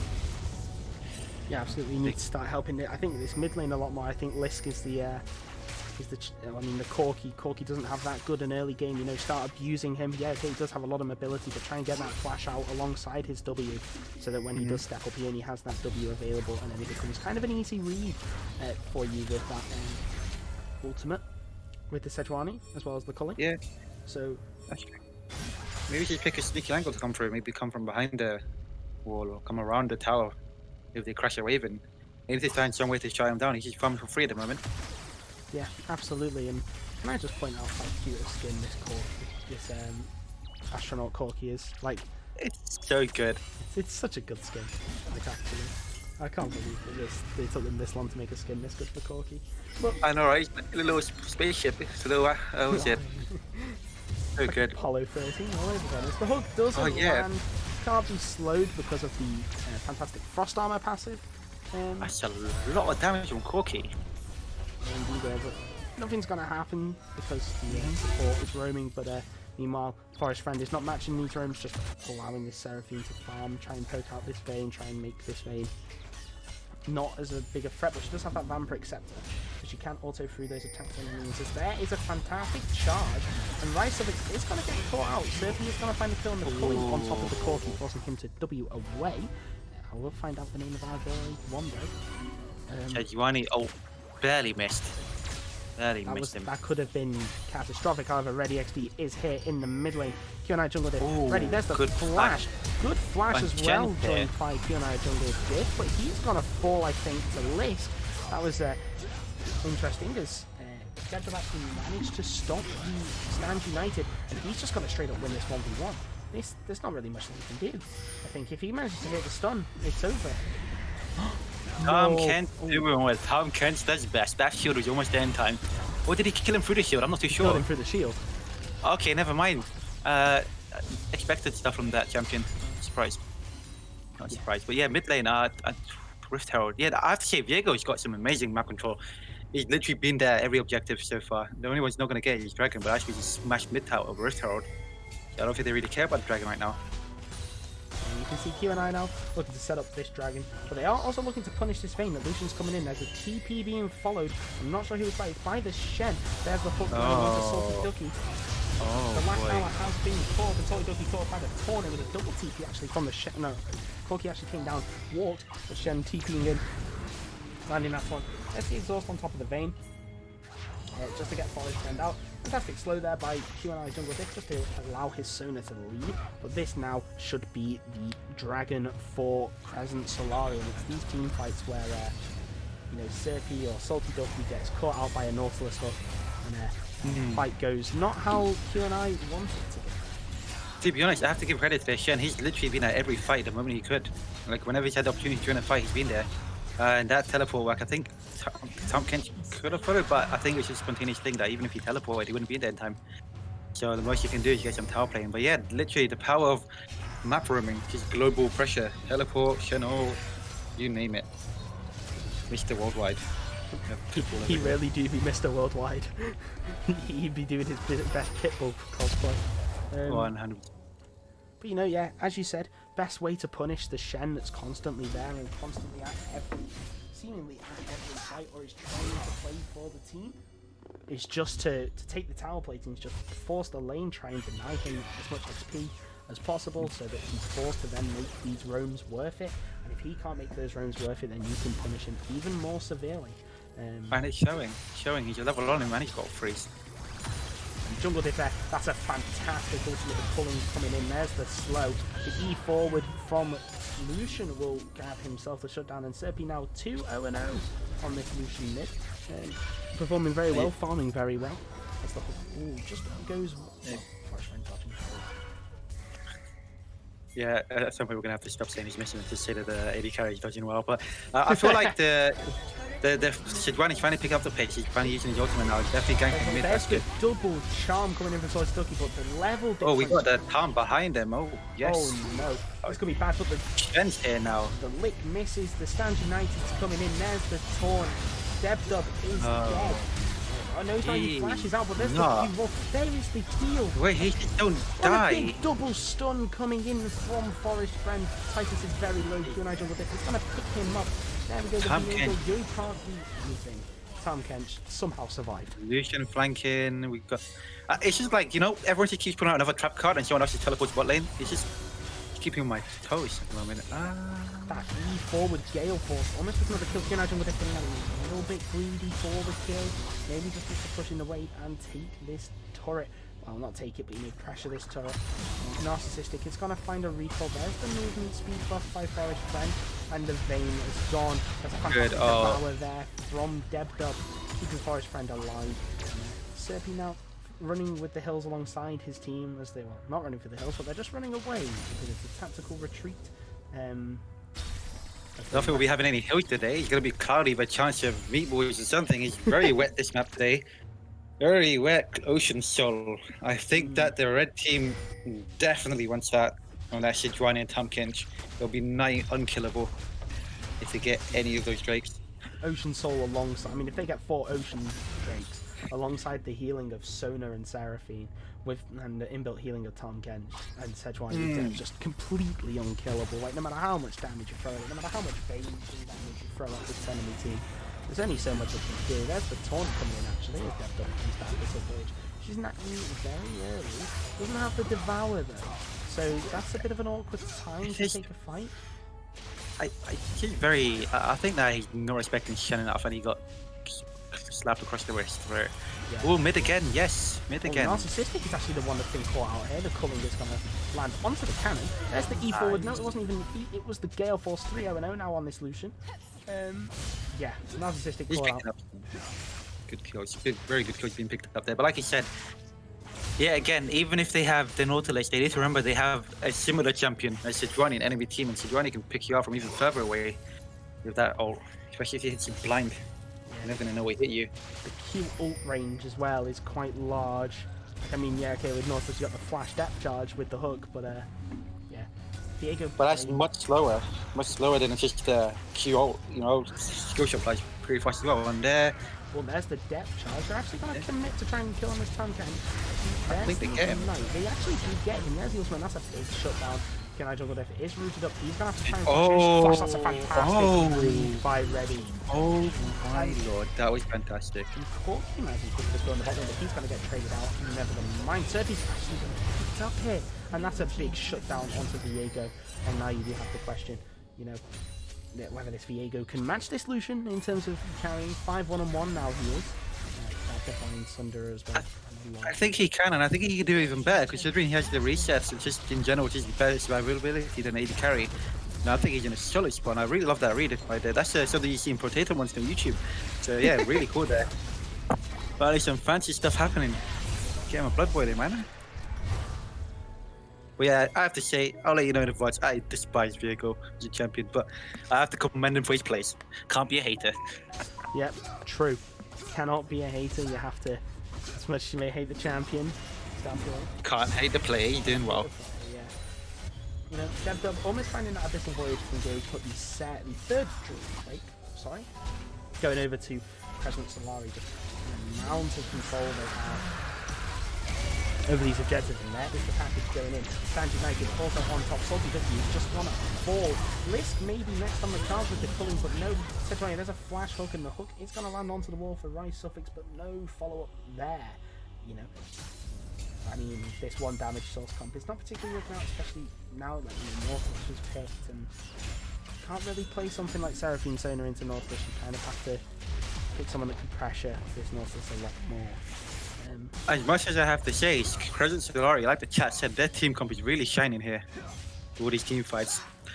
Corky's being used as a stepladder by the Shen, and it's really working. He's getting right into the middle of it. He's taunting the real carries there. I don't think there's much Lucian or Sona or Seraphine can do, because this is not mobile enough. I mean, Lucian is, but Sona and Seraphine are just sitting ducks. Or a salty duck. I'll say that pun was very intended, actually. I feel disgusted for speaking that. I'll applaud that one. That was good. That was good. No, I applaud. I try. Yeah, they need to pull something out, man. At this point, because they're just getting picked apart right now. And Lucian's the only one who's really relevant, and Sejuani, I guess. Tank's always relevant, but the other carries are struggling right now. Yeah, Sona and Seraphine, I mean, all their job is really is to keep this Lucian alive, to buff him and give him as much heals and shields and an extra AD as possible. But, you know, if you're 1, 4, and 3 and building Leandri's Torment, rather than something like Moonstone Manure and allowing your Sona to go the Shirelli's Battle Song, or the double Moonstone Renewer, you know, are you really doing the bot lane correct? I'm not sure, because I've not seen Sona Seraphine. I know it was a thing, but I don't know how it was meant to actually be played. I didn't do my research fully. I can comment on that, all I know is all I can speculate is what would be better. If there's the flash from Dead, but there is this lid, and that's actually potentially going to be the kill. Narcissistic forced to condemn away. Dead is actually falling very low. He's going to fall. Surfy is going to pick up the Tom Kemps. The Tom Kemps does get stunned under tower. This Viego falling very low. Even through the locket, he takes a lot of damage. And you do have to wonder whether Salty Ducky could have done that encore a little bit earlier through some of his teammates to try and hit any of these players. I don't know, geometry is not my speciality, but I think that Viego just rivals Tom Kent in terms of tankiness. And just doubles the mobility as well. Oh, that's a really good stun. And there's the shutdown going over to the Seraphine. That's actually very big for her. She can come back into the game a little bit now in terms of gold. Maybe that warrants a Leandri build. Yeah. Use some more gold in her pocket. So we'll have to see if she can pick that up and just continue showing that. Right now, Viego's a huge problem at the moment. It's like Vayne's a problem for the future, but Viego is really just a problem. I don't have words for him. He's just surviving for so long. I don't know what to say. He's not even tanky. He's building damage. Yeah, it can make sense. You don't even have to be tanky. If you kill them first, you don't need tanks. That's what Viego's saying this game. I can live by that one. I can live by that. Just deal more damage than them and it will work. But, you know, this Lucian is being a major pain for the side of Crescent Solari. He's just appearing left, right, and centre using that Gale Force. Almost as like a collector, really, just to execute people. And he's been using it like that. He's been building it like some sort of dagger. I think that he's just really good at flanking, and I really respect that. But the problem I have is that once he uses his full combo, he's out of the count for like a good 5 seconds before his combo is back up again. And that's why I'm not particularly a fan of the Seraphine Sona, because Seraphine mid and maybe like a different AD carry would have been better for this comp. I don't think Lucian really meshes well. Yeah, potentially for sure. I agree with that assessment, honestly. I don't think the Seraphine Sona was on for this game. I think just picking something maybe like just Seraphine Sivir bot lane, so that you have that spell shield and you have Seraphine for good disengage, especially against Vayne Nautilus, and then picking something else mid, something not the Lucian, but like more AP and DPS, you know. And I'm gonna say this, I did say it in the Cataclysm game, but I'm gonna say it again. Something like the Azir. Azir, good champion. Don't forget. Azir, I don't like Azir, but he's not really good in solo queue. But in a competitive, wow, I'm slurring over it, but competitive situation, I think he's really nice. The towers, the Shurima Shuffle, I would love to see Shurima Shuffle. Please, I mean, as well, against, if you really think about it, against the like Corki's a bit of a mid-range carry. He can poke out with his that ultimate, but if he really wants to get in the action, he has to be close quarters. Vayne, a short-range ADC. Shen, he can only move the Q once every like 8 or 9 seconds, which is really weird. They have quite a long cooldown. There's the culling has actually been brought out as they fight over for this Ocean Soul. Q and I recognising that they are forced to fight for this. They can't for the Ocean Soul. Troll coming down. Very It's a amazing fantastic take. engage, narcissistic, charmed up, getting everything on top, and Q&I think is in the backline. Everyone's flashing forward to try and pick up this kill, but Serpy has been put out in the backline. Everyone just healing for this Vayne, and there is nothing that they can do. Vayne now finally able to come in with a lot of healing, and Viego taking over all those healing camps keeps this Corki and Vayne alive. And Corki now 6-2 and 5 did absolute wonders in that team fight. I think the covert operations there really worked out. You see how the Viego and the Corki flanked, and then all the tanks were distracted by the bush, which wasn't too great because they need to peel. And obviously, if you leave a Sona and Seraphine by themselves, they're not gonna have a good day. Or Sona Lucian, or Seraphine Lucian, I don't even know anymore. They're all dead. All dead. But I feel like, yeah, Caitlyn would have been fantastic. Seraphine, Caitlyn, bot lane, Seraphine, probably Sona, Caitlyn. Just punish the Vayne for existing. That would have been perfect. Because you should need range to poke them out now. This isn't really a team fighting comp. It's more of a pick comp. And that's where Caitlyn would shine. Absolutely, just them picking off the opponents is where they shine indeed, but they tried to go for the big all-out team fight, and this Viego just so far ahead this game. Such good survivability with that final hour, last hour, invisibility. You know, can just deny these dives, and then allows this Viego and Corki to just go absolutely mental on the back line.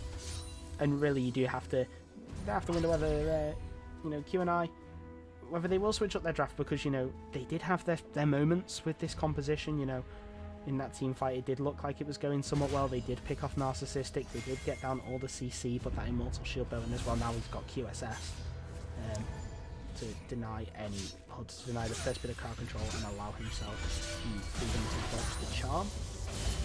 Yeah, I mean, like, if you say if it ain't broke, don't fix it, I think that is a very solid point, but it looks pretty broken right now, I can't lie to you. I don't think they need to switch it around. It's just unfortunate because the Corki and the Viego are, like, I don't think the Shen's the issue.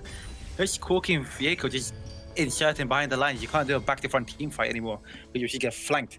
The back line can't keep up with the tanks. Tanks have more mobility for once in the back line, which is quite interesting, if I have to say. But yeah, we need to find some way of keeping the carries alive, and I don't think back-to-front team fight's the one. We need to split up. I think they are better in the 2v2, 3v3 situations. Yeah, absolutely. There's positions where you can potentially pick someone off and then provide that numbers advantage for yourself. But that's what Q and I really should focus on for this game. You know, just they know that the Shen and Corki are side laning. Shen has the ultimate to collapse. But like now that with the Ocean Soul, Viego is just so strong, they can't actually force anything in this mid lane. See the stun being charged up there by Viego, but he's not going to find anything. Just slow down the game, try to get some items, finish up some items, and look for these 2v2s, 3v2s, and just hopefully don't get caught in another 5v5 team fight, because they're really struggling with that. And speaking of that, speaking of items, we can look at the gold, and it's almost a 10k gold lead for the side of Present Solari. It is, if you want to be pedantic, it is 8,500. And if you look at the items as well, 2 items apiece in the top lane, they've been relatively even all game. In the jungle, it's half an item. In the mid lane, it's one. You see a whole item. The bot lane, half an item, and at support, it's the same. But where is the majority of this gold? Let's have a look. See, well, it's in the jungle. It's in the mid. Corki's so far ahead, and you'd expect that 500 gold on his head. You're having a field day, both of them are. I have to say, like, I was reading the Twitch chat and Steve made a valid point. Lucian 1v9 isn't the best comp. And he's right. Lucian is just like in that criteria of melee ranged AD carries. They're not particularly good at sieging, they're not particularly good at clearing waves, because if they step up too far, they're in the range of spells. See why something longer range would have been much better. And at this point now, Vayne is also melee range, but he has these big beefy bounces around her. They can't really get past them. The killer, so she's just gonna run around and do whatever the hell she wants. But Lucian doesn't have that luxury, so it's gonna be really hard to carry this game. Very hard. Don't know how you're gonna pull it out. I would like to see it. Could be an interesting turnaround, but chances are the game is sealed. Yeah, absolutely. And you can see now, I believe also Steve did say in the chat, if Shen and Nautilus go Anathema's chains, this is a 1 carry comp, it's just the end. I believe his Anathemas is stacking up against this Lucian. And yeah, and that could be an issue. It's on board. Yeah, Nautilus did. Let me check. Nautilus bought it. Yep. Oh, okay. There it is. This unit has a Vendetta against them and deals decreased damage to the caster of this debuff. And that is the Nautilus. You would also assume to see the Shen go that after this Thorn Mail. Just to deny the Lucian any more damage than he can deal out. But he does have the Schroeder's Grudge, second item. I knew it was going to come out the slows. I think against this Vayne, against this Corki is just too much. As strong as he is, as stacked as he is, you can't do damage if you're hard CC'd, unfortunately. So we'll see if he'll be able to use those items this game. I don't know. That's an Inferno. That's an Elder Soul coming up. Oh boy. 30-minute Elder Soul? 50 seconds as well. 45 seconds now. Q and I need to push out the waves and then be in the place to be able to contest this. However, will they manage to push the waves out quick enough? They don't have that good a wave clear. Their champions are not that good at wave clear.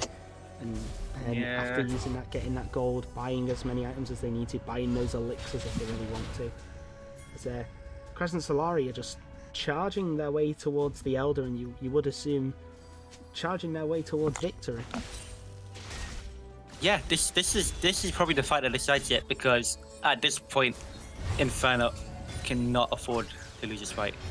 And DevDub has been caught out with the hook, the taunt coming out. There's a fantastic charm on the 2. That's a big stun, but there's just nothing they can do. There's too much damage that Stand United doing there. They're trying to fight back. Jungle Diff is actually surviving so long, all of these heals are so big.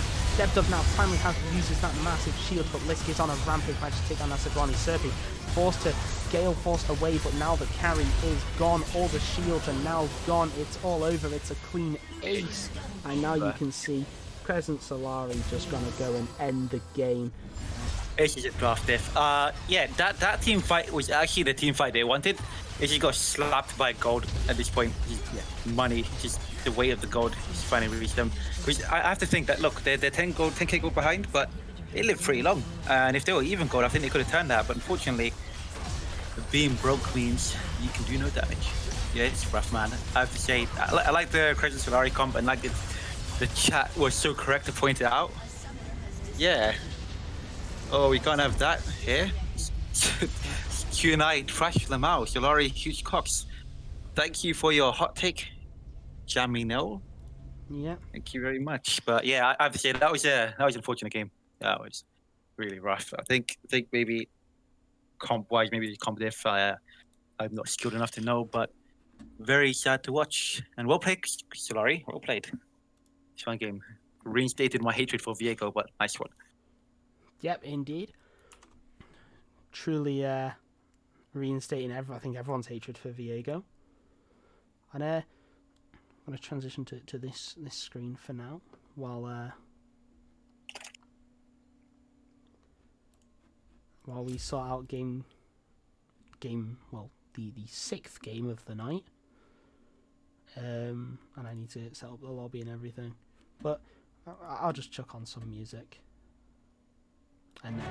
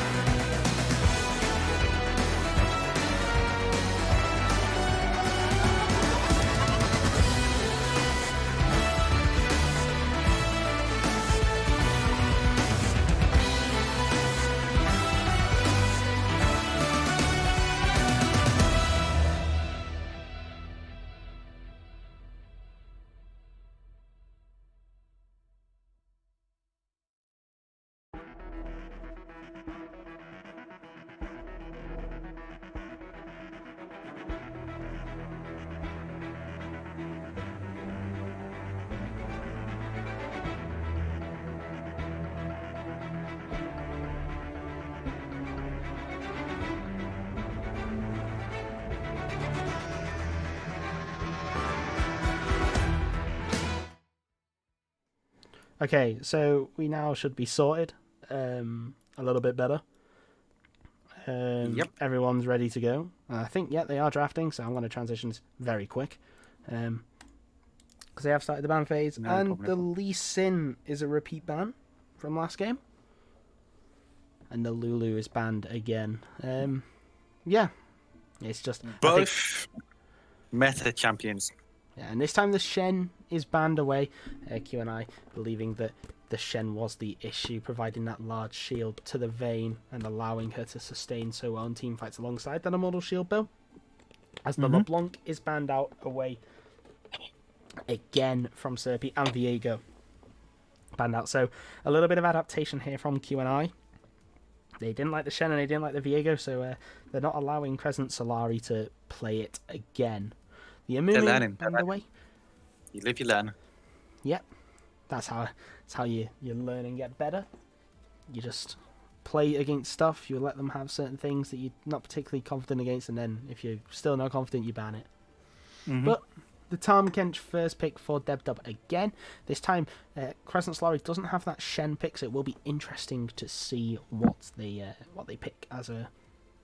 What they pick? I'm just trying to think through champions that could possibly play well into Urgot. Are there any left? Just maybe I don't know. I'm not particularly sure Mundo? what's even good into Tahm Kench anymore. How would Like Mundo go? Urgot? I don't know. Urgot maybe just the damage, but then he has the shield. But you've got the ultimate to execute him. But they use the set. You know, Tahm Kench tries to walk up an auto, a minion. You just face breaker. But yeah, pull him in and kill him, or try to. Anyway, Whatever it's called, Haymaker, whatever, we'll have it. And also he has that ultimate as well to use the tankiness of the Tahm Kench against him. So let's see what they pair up with this set. You're probably going to look towards the bot lane here, with the Leona instead of the Nautilus this game. So This is a heavy dive comp. already opting towards the dive. And as well, you do have a good bit of anti-dive, and Tahm Kench can still be flexed to that support position. Like, people forget that he can still play support. Deb is obviously very experienced on Tahm Kench. We did see it last game. He wasn't the worst performing player on QNI, for sure, that game. So maybe that Tahm Kench is going top lane, but they have now got the Orianna Jarvan combo, and as well now the Orianna Tahm Kench combo. But yeah, this is looking like a very solid draft so far from QNI, as Crescent Solari now respond with a Trundle jungle. So many power picks. Yeah, Trundle is really good right now. I think they nerfed him out of support, but he's still a top tier jungler if they are going to play him jungle. I mean, which it looks like they will. Don't know how Jarvan's going to deal with him. We'll have to see. Yeah, I mean, it's a case of the Cataclysm now has kind of become a bit null and void, especially if he tries to use it on the Trundle. Like, the Trundle can just win in most 1v1s with the increased attack speed. And also Damage reduction, healing. Yeah, everything that he has in his kit is just suited up to win in the duels. You know, the pillar as well with the slow, but the Vayne banned away. Crescent Solari now, I think that's showing that they're opting towards a more tanky composition, or just respecting the fact that Vayne can deal a lot of damage to their composition and deny what they want to do. The Samira banned away on the side of QNI, as well as Diana, and Seraphine was the final ban for Crescent Solari. I'm not particularly sure why the Seraphine ban. The Seraphine, I mean, I guess in that last fight it was kind of shown why you should ban Seraphine. Yeah, She healed they quite picked well. up on it. That is really strong. The shielding, and just the amount of CC she has available to her. Just the jack of all trades in bot lane. She does a lot of damage as well, surprisingly. If they go mid this time, where she has solo gold and solo EXP, she'll be much stronger than the last game. Yeah, I and think that was one of the downsides. and the Ahri locked in to face this Orianna. And it's a good counter pick, I think. Orianna tries to walk up and start the poke, then you just charm her and you can get a kill. And as well, Ahri diving into the backline, and because it will be a 2 carry composition, the Jarvan is going to set up well for the carries, the Orianna, and we'll see who. Janna is potentially a very good pick, as they are 3 kind of close quarters champions: the Leona, the Set, and the Trundle. The ultimate, I'm not sure what it's called. I was about to call it Gale Force then. Tempest or whatever they call it, I don't know. Tempest, something, and it chucks them all away. Is it called Typhoon or something? But yeah, like Ahri, it's just, even if we ignore the fact that charm and everything, she's just a safe champion. Jarvan jumps her, he books it. Tahm Kench jumps her, he also books it. You can't go wrong with Ahri. It's very forgiving. You can't make much mistakes on her. And Sivir, I think they're just trying to make sure the AD carry can live this time. And I have to respect that, because last game, they were not having a lot of fun. With Nautilus. He was just locking him down every time. It looks like a Draven potentially picked here, and now I believe that could bully this Janna very hard. Janna walks up to try and get down that poke, then you just get hit by a 129 damage level 1 Draven auto, which can cause a lot of issue for this Janna. However, the Sivir with the spell shield can potentially do quite a bit against that. But they would have to play the lane kind of safe, especially against this Draven Leona, a very hard kill pressure lane. And I'll have to see, because they could just ignore the Sivir. She doesn't do too much damage. They can ignore her flower and just kill the Janna. So Janna will have to be the one to play safe, because Sivir has a spell shield, but Janna is really just immobile. And she'll be punished if she steps too far forward. absolutely. And Ready to start, apparently. yeah, the teams are ready to start, which is good to see. Good to see. And they do go into the draft phase, but we will carry on discussing because we have to wait for the 3 minutes as well. 3-minute intermission. And Oh, big 1 minute actually- race. We can do another one. Another poll. Let's see. Oh wait, I actually forgot. MVP of game 1. I forgot that. Who was your MVP for game 1? Mine? Yep. The Viego. 100% Viego. Total map pressure. And just huge jungle diff. Lane Kingdom. I mean, wait, sorry. Forest Kingdom, even. Like 4 dragons and Elder Dragon by 30 minutes. You know, that's 5 drakes. That's 1 drake every 6 minutes. That's pretty hard to hit consistently, and especially in a tournament like this where, you know, everyone's trying to avoid making mistakes and playing to their best. Just clear, blatant jungle diff is huge sometimes. But I don't think it's like partially jungle diff. Like, Sejuani played really well as well, catching out the Corki multiple times. I just feel like, I think the way the teams rotated around to the objectives, the Solari did it much better. Yeah, absolutely. And I'm gonna have to agree. I think that the Viego was the MVP of game 1. As you just said, complete map pressure. Constantly had the the number of QNI jungle diff really. There was a couple of times where jungle diff did have a gank and there wasn't a Viego. But that was only a handful of times compared to when the Viego was being more proactive on the map, farming the camps a little bit better, a little bit faster than the Sejuani, which is kind of expected, really. Yeah. And overall, just providing that pressure and using that pressure just a lot better than what Jungle Diff did on that Sejuani. However, you know, we will obviously still open it up to the chat and see what they say. But Yeah, we'll definitely see what they say. I'm sure they have their own inputs, and I want to see if anyone picks someone else, to be honest. But it's just that normally in jungle, if someone's ganking a lot, you want to punish them by taking the jungle. But if you're playing a Sejuani, which is a tank, it doesn't even clear fast in the first place, you don't want to lose the ganking pressure because you can't outfarm them. So it just lost. He lost his tempo, lost his advantage. He was just chasing after him the entire game.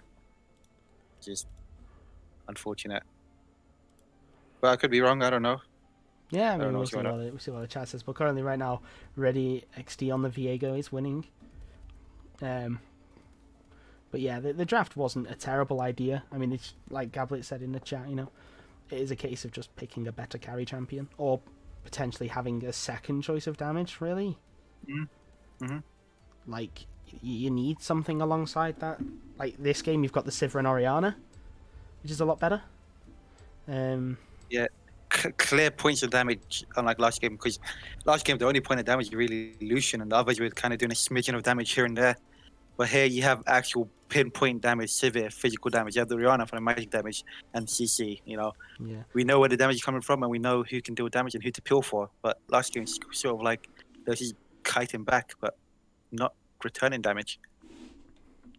One side brutalized.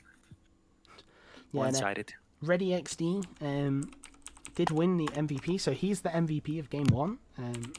Oh no, who won draft? There you go.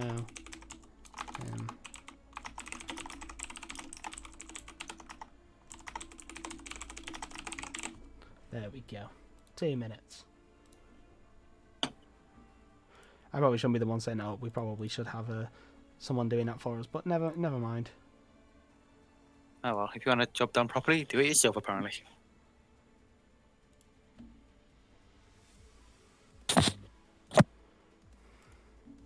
Oh boy, 2 minutes till kick-off.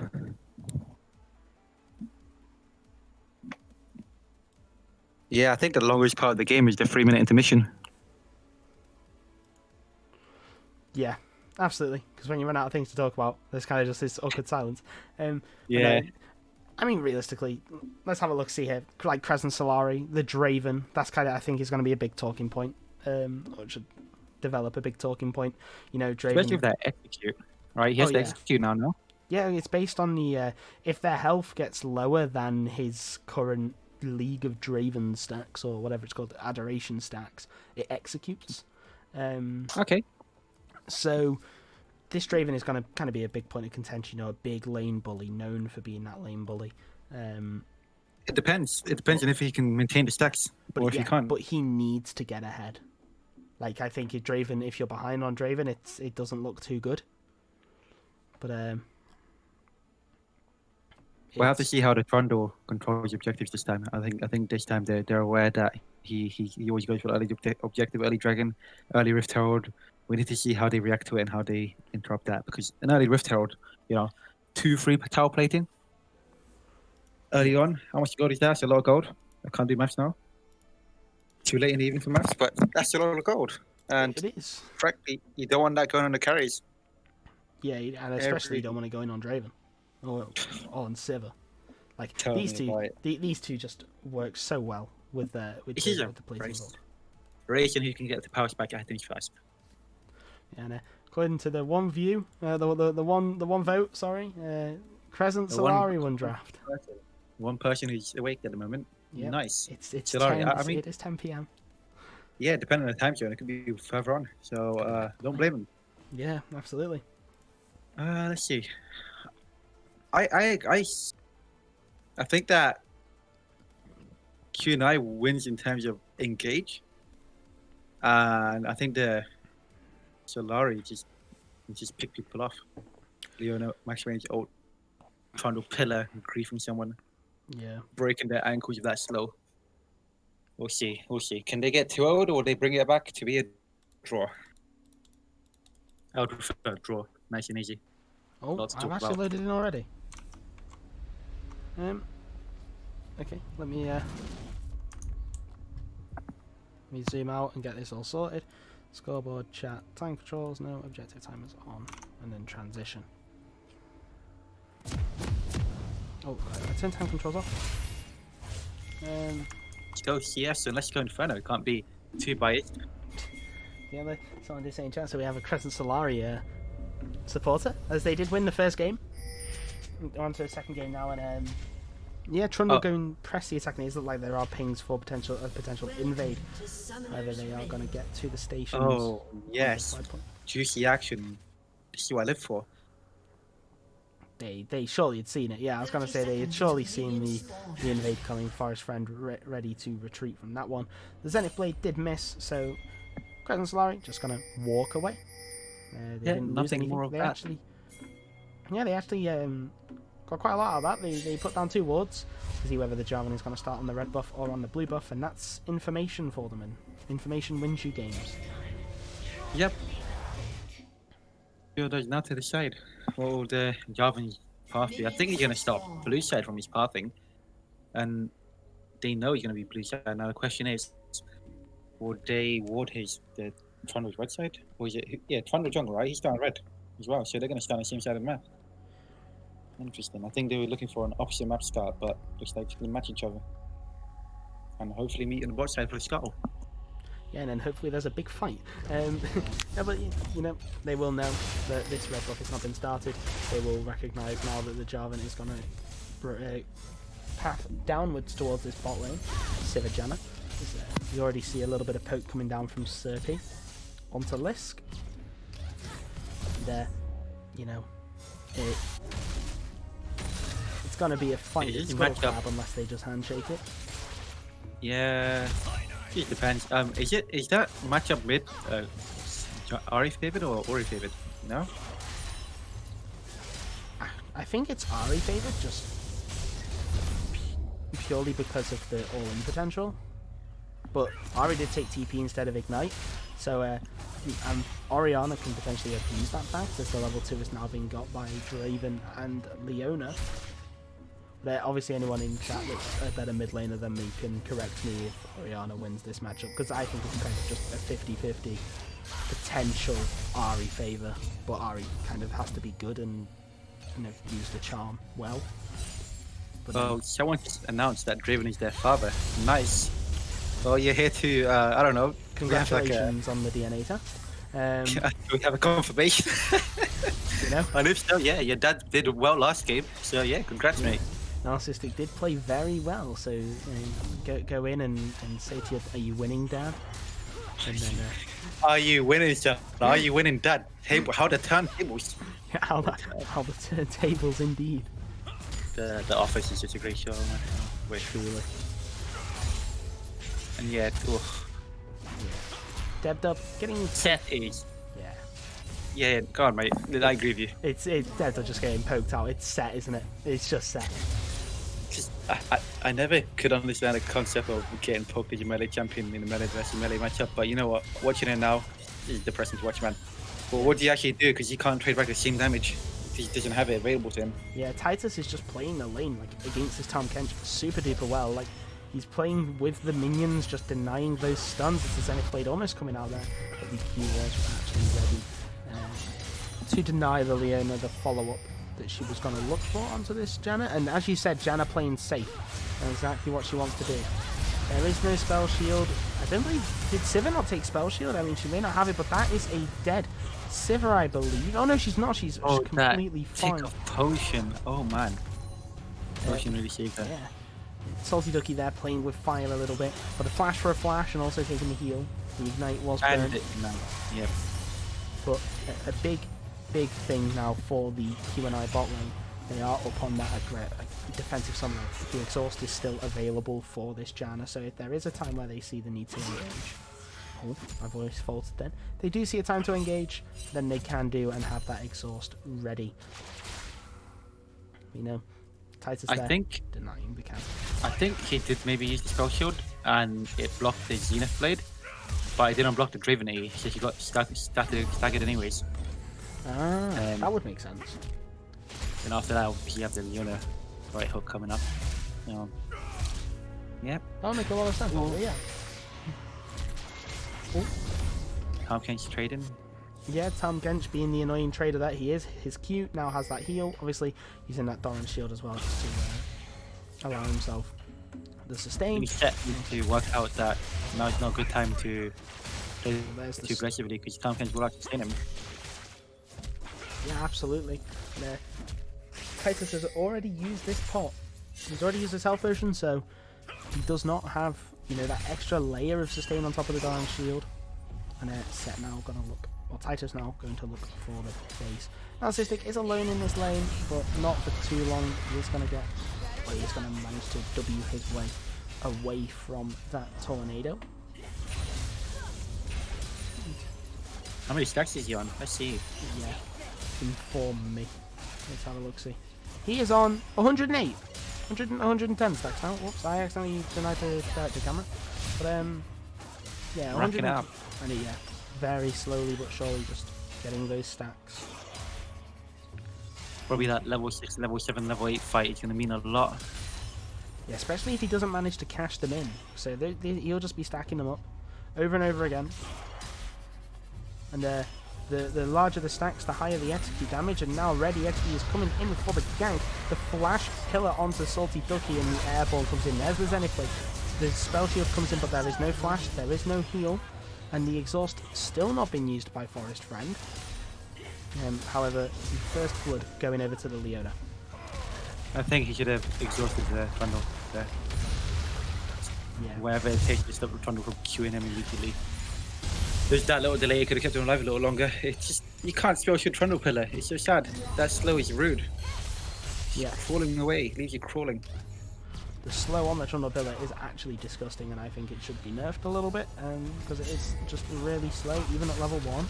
The flag going down, gonna give the vision for QNI, but I don't think I'll look to contest this. Yeah, Jungle Diff has no smite, and Ready XP goes. Yeah. Another game, early dragon pressure. He's doing it again. Will someone be able to stop this man? I'm not even particularly sure, as that is the Devour, as Titus was looking to go for it, but he's going to use that ultimate, and there is the W, but I don't think that that's going to be enough. There's the Ignite. The minion wave is enough, though. The minion wave is enough. Yeah, the minion wave actually just allowing Titus to get away with that. But the Ignite has been burnt now, so that's a lot of kill pressure lost on top of the Tahm Kench. But, it amazes me how Set even survived that. Any other champion would be 6 feet under. yeah. Absolutely. Just Set is a champion that exists, and unfortunately have to deal with that. You know, that grit, very strong mechanic for him. A lot of his survivability and a lot of his annoyance actually comes from that. Jungle Diff picks up the scuttle on the top side, so that will deny free access to the Herald for the next 90 seconds. I believe if the Flagging Dagger is going to connect. Jungle Diff. Oh boy. Serpy's actually roaming over, but now he's going to be forced to flash over the wall and Good dash dodge. forward. But yeah, as you said, fantastic dodge by Serpy on the charm, recognizing that this is going to go. With the happy feet there. He really, that ain't Falco. There's the flash charm. There is no ignite though. There's the shockwave coming out from Serpy. Serpy could potentially look to turn this around. There's no mana. There's no flash, but the flash forward. There's no cataclysm, no, just not in range. There it is. There's the iron spike whip, but there's the charm.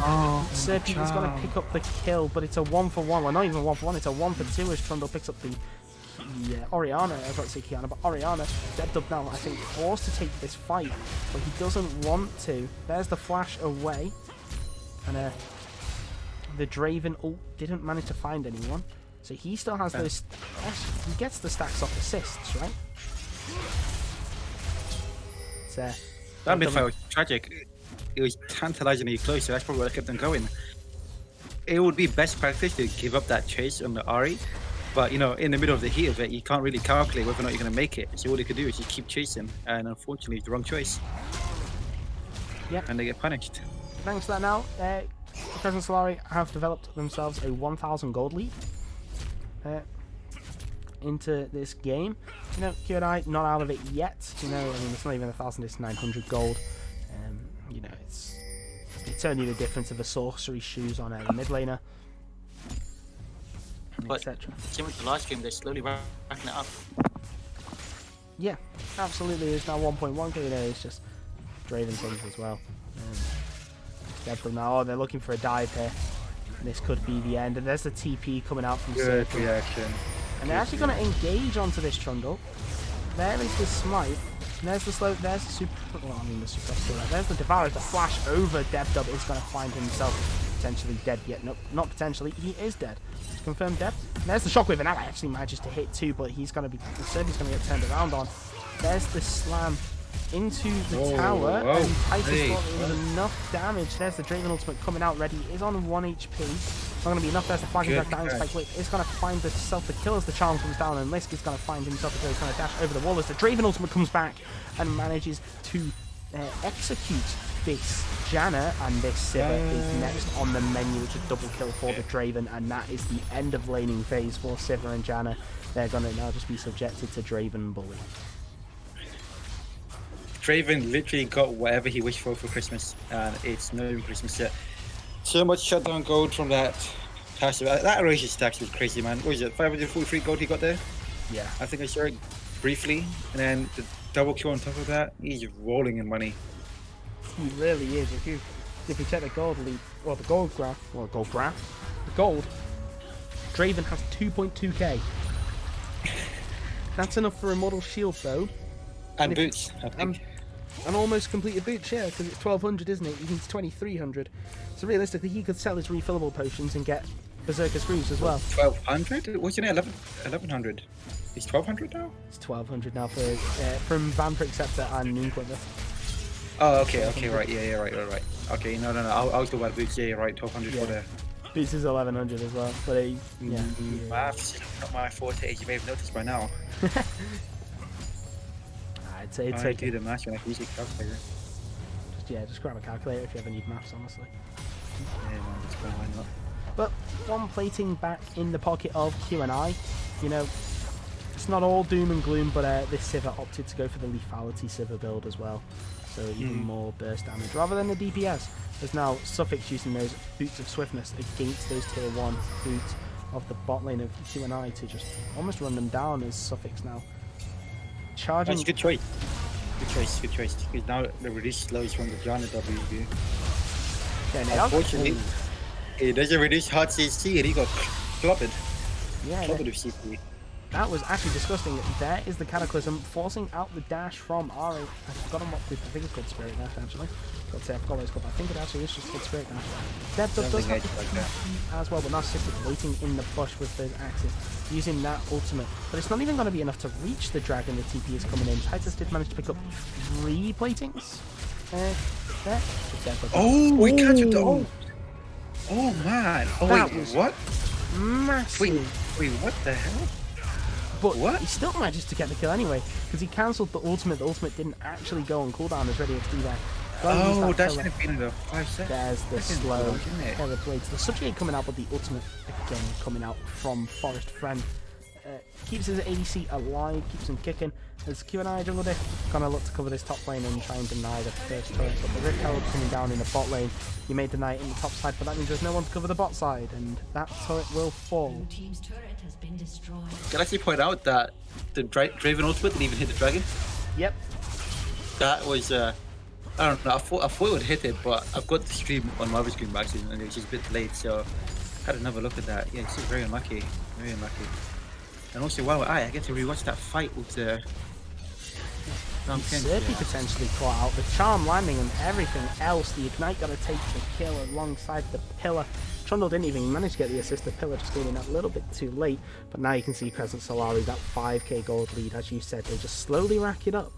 This Draven, 2-0-1, 128 CS at 14 minutes. He's a major issue. Already got the mythic item completed. But so does Orianna, so does Jarvan. Q&I are not out of this game yet. However, the tier 2 in the bot lane will fall, plus 600 gold to the Draven. Yeah, not nearly as tragic as last game, but he's not far off from that. And to be honest, they should be a red alert now. They need to find a way back somehow. And there's the Sivir Catching the being Draven used. here. They may potentially catch him out. There is no Cataclysm, it's almost on cooldown, but there we go, it is used now. Now Cystic taking a lot of damage, forced to flash out, and Jungle Dick now taking a lot of damage. That's that gold drink available, then there's the flash forward, but it's not enough. There's the Spirit Rush into the background, into the backline, sorry, not the background, into the backline. Forcing away Salty Ducky and Forest Friend, and there is the ultimate coming up from Narcissistic, but it's not going to find anyone, not going to catch anyone. Right, Suffix may get caught out here, but no, he sees them on his Oracle lens. The Rune Draven skin, that was almost a really cool recall.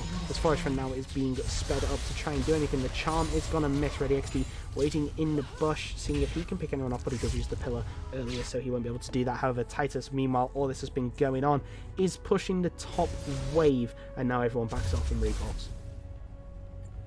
He is the standard top laner that your team loves, but anything hates. He's literally just pressing down top lane, not even relenting for a second. Look at him, just right hook, left hook.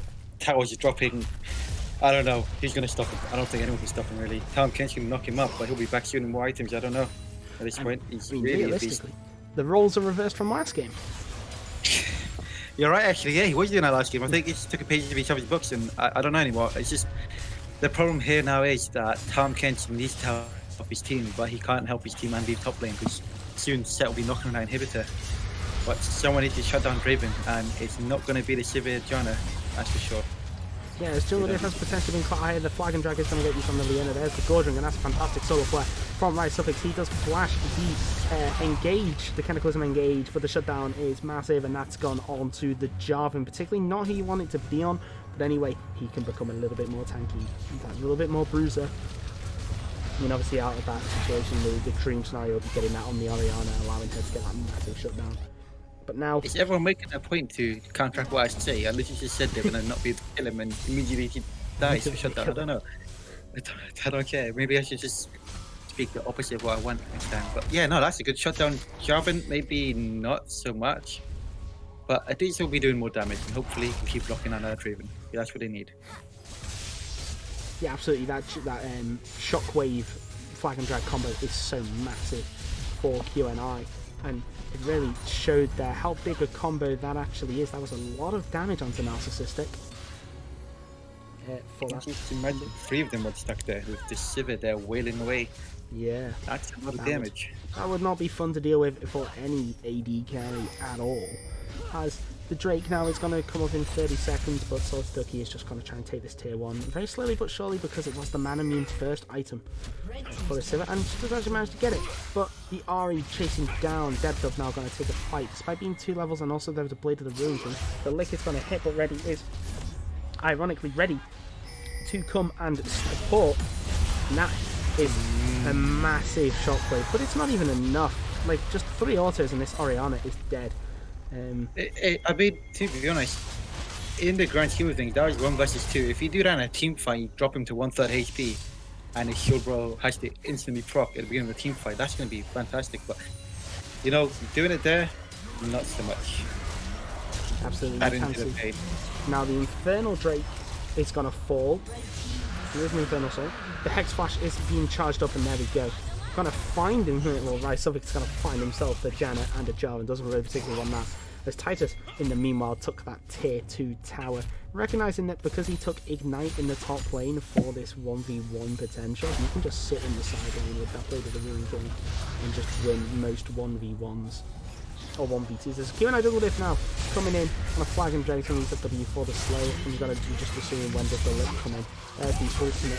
The Cataclysm coming in, but Tahm Kench can't do anything. There's the Force Devour. The Devour going to find the way towards the turret, but it's not enough, and there's so much healing coming out from this set, so much damage. He's going to look for the lick and the stun, and he does actually manage to find it, but Salty Ducky now coming in alongside Forest Friend. So much damage. There's the lick. There's the Solar Flare, and this Sivir is just dead. That was a chomp and a half. There is the Trundle Pillar to deny the ultimate, and the Subjugate coming out from ready onto Forest Friend. Serpy falls in the mid lane. I don't know what that happened off camera, but Tahm Kench also falls, and you have to consider, this is a very early inhibitor. If Crescent Solari can't end off this, and if they recognise they can't end, they should just hit the tower and back off. Yeah, like you said, they need to be very picky about how they end. They can't leave it too long, because eventually someone is going to scale, and it's probably going to be that Orianna, and she's already doing a lot of damage with one item. Give her 3 items and you're going to one-shot Draven through his Immortal Shield Bow. So they need to look for the Baron, they need to look for the Baron that hasn't spawned even yet, actually, considering how early it is. Damn. But yeah, Baron would be a good shout, but even then, reaching more towers, more gold, I don't know. What would be the best way to end this, actually? Probably go for the Baron, get a 20-minute Baron, and then just kind of just push the mid lane and push the bot lane, because your top lane you have no turret, and also the fact that you aren't giving them free farm with those super minion waves means that you're denying them even more gold. So you just kind of have to pressure the other turrets, but you could also leave Set in the side lane and just to pressure that inhibitor, force them away, and that can crack open turrets. There's so many different ways they can approach this. They can play for the next Drake, but I don't particularly see why. And you could end the game potentially very, very soon, just with how much damage this Draven does. 3 item Draven at 20 minutes. Compare that to Titus, who's been split pushing all game. Like, he's 5 1-on-1 for sure, but there's Adoration stacks really coming in clutch. They're really like a boost of gold. To be honest, at this point, they should, like you said, map pressure. They should split the map up. They're strong enough to go 2v2, 3v3, and then one person top lane, Set namely. But the Dragons, I don't know. There's no really any point waiting, right? He's an insurance in case the game gets delayed. But Draven, how is he on 3 items, man? I don't know. That's me. That's hilarious, man. Farming the best in the game by far, and also those Adoration stacks are tottling up with how much he's catching those axes. And you can see now Crescent Solari going towards the Baron. I think this is a textbook example on how to play Draven. Yeah. Be an alpha chat, rolling money, take items by force, take life. Ooh. That's a fantastic devour there by DevDub. Keeping Forest Friend alive, but Forest Friend opting to look towards to go back in. He's hovering too far forward, considering how immobile he is. He still has that ultimate available, but Crescent Solari are just pinging the wave top lane. They know that they can just play for time, and Tahm Kench is the one that bites the bullet. He has the TP, but he's not going to be allowed to base. That was a very greedy base, considering that they knew just there. And Salty Ducky now going to be forced to flash. Even, oh my gosh, even through that Orianna, narcissistic, dealing so much damage. There we go. Q&I Jungle Dip just been absolutely shredded straight through. It's a double kill for the Draven. Serpy and Forest Friend forced to run for the hills, and you do have to question, what are the Crescent Solari going to do here? They're going to go for the Baron and then confirm it? Yes, they are. They're going to look towards the Baron rather than the inhibitors and play the... Good choice. Good choice, because now Baron will be confronted by some weird shenanigans against any teams that they can take it safely. They can back for gold and come back and just pressure end the game. Even Drake's up soon if they really want, but I don't see why they should waste their time with Dragon. They can just go straight down mid and force the 5v5. They're going to definitely win it with Draven alive. Yeah, absolutely. And even through the Cataclysm AD damage and the Orianna Shockwave, they are just going to look towards the Drake. Just confirm that. Deny it away from Q&I. I mean, I guess it's very safe plays, but I think they can afford the luxury of just mostly backing and sending like 2 people to Drake. But you know, better safe than sorry. Won't complain. They are winning after Literally all. better safe than sorry. Rise Suffix using the ultimate there.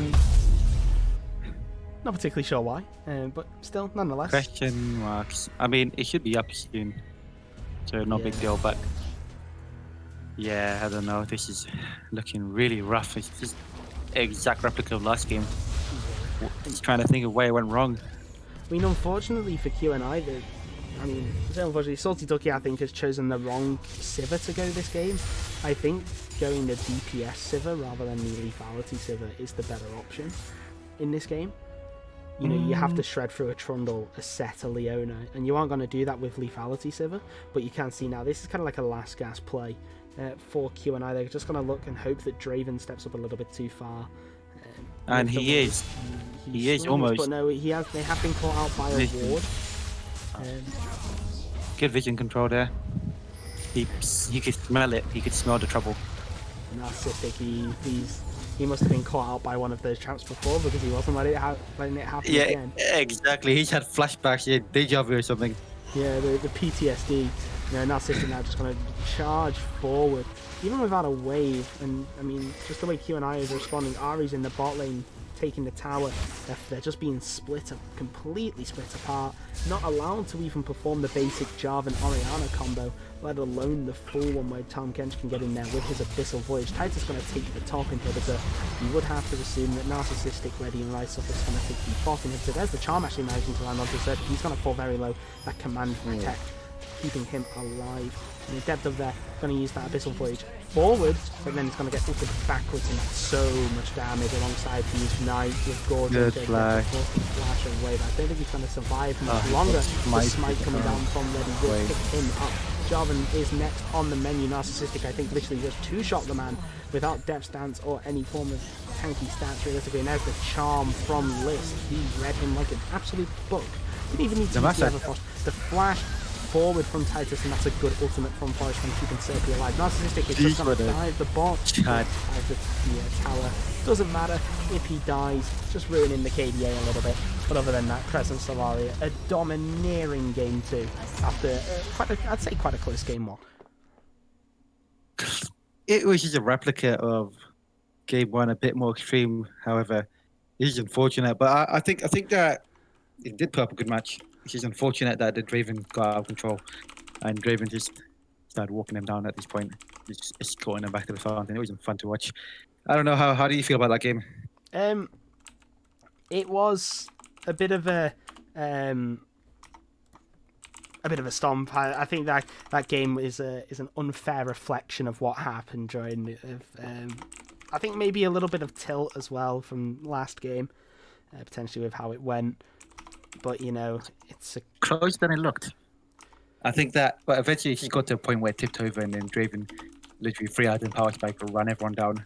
yeah, But especially they were chunking him. He just couldn't just seal the deal.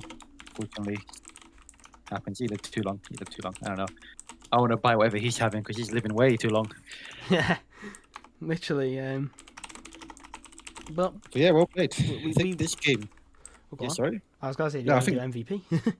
MVP. I don't know. I want to give it to top again, but he just sit in top lane, so I don't know. Can't really relate to that. I think this game, Draven was just steamrolling people like that.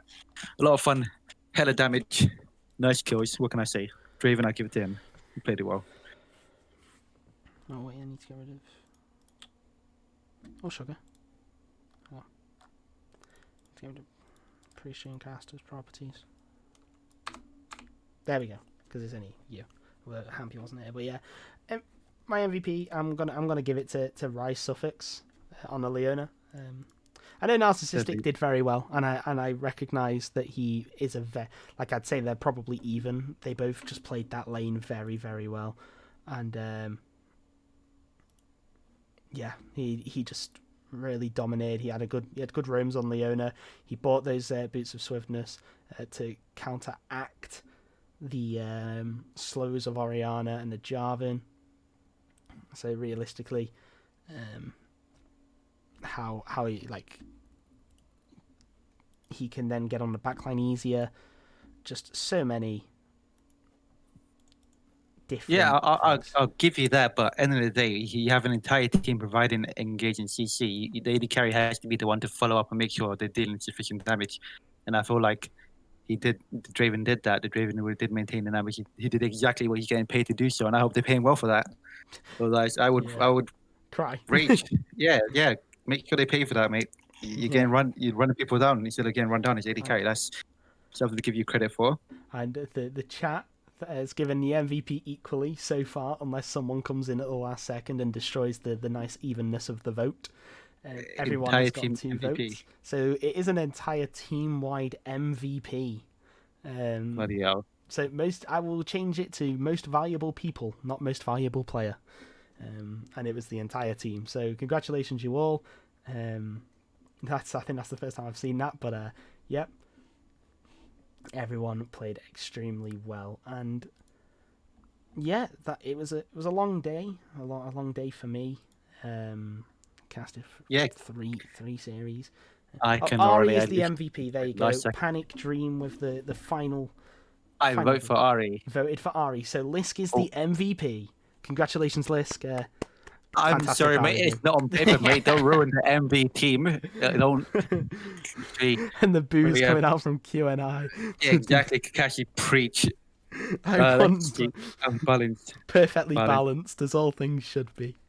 Nah, chaos. But yeah, no. If I'm honest, everyone did their job. So I hope you get a nice paycheck. But I think that what did I learn from this? Yeah, still hate bot lane. Still hate Trundle. I hate a lot of things, but it's fun to watch. Well played, guys. Unfortunately, Q&I didn't win, but yeah, they'll win the next game for sure. No problem. Yeah, and And the thank game you after very that. much after that for joining me. I know you didn't No have worries, to. So, mate. No worries, mate. I get paid for this, right? yeah, your paycheck will be in the mail. It will Thank be you very it will much. be a £2 league skin, but £2 league. Bloody hell. Recession, huh? we pay our casters handsomely. No, Handsomely. Right. No worries. That's fine. Appreciate the sentiment. yeah, It's been absolutely. great fun. But yeah, it's been an absolute blast to have you here. Thank you very much for joining me, and we No will problem, mate. say our farewells. And I believe there's one game tomorrow that's to be streamed. I'm not particularly sure by who. Maybe I will pick it up. Silver Depends Phoenix what time. versus Dutch Community Team Ruby as a VOD. It'll probably be about 6ish. No, I mean actually I could do it really early, like 1 p.m. Oh, But yeah. you know what? I might not be able to make it. So unfortunately, I'll Oh. just be cheering from the Twitch chat. Yeah, and I'll try my best to interact, but I'll need to whip open the laptop. I don't know. You might have to slap some music in the background and try and enjoy yourself, mate. Yeah, It'll be rough. absolutely. If I'm alone, but nevertheless, we'll end the stream now. Thank you very much for watching and joining. Is your no game? worries. Is your game on Sunday streamed? Let me check up on that one for you. Yes, it will be. I think. What game? Oops Girl versus Quad Nation Intellect. I think that one will be the one streamed. And maybe potentially because we have 2 streamers available to do it. We could actually do 2 streams at once. Well, like not on the same account. There may be a Coral League 2, and then we can have LPM versus Just End on the other one. If not, then it'll be a vodcast, and I'm not particularly bothered either way. But yeah. So your game on Sunday will be streamed. I think maybe, or it will be LPM versus Just End. I'm not sure. I will have to get confirmation on that one for you, and I will get back to you as soon as I can. But yeah. I will stop the stream now. Thank you very much for watching, and see you next time.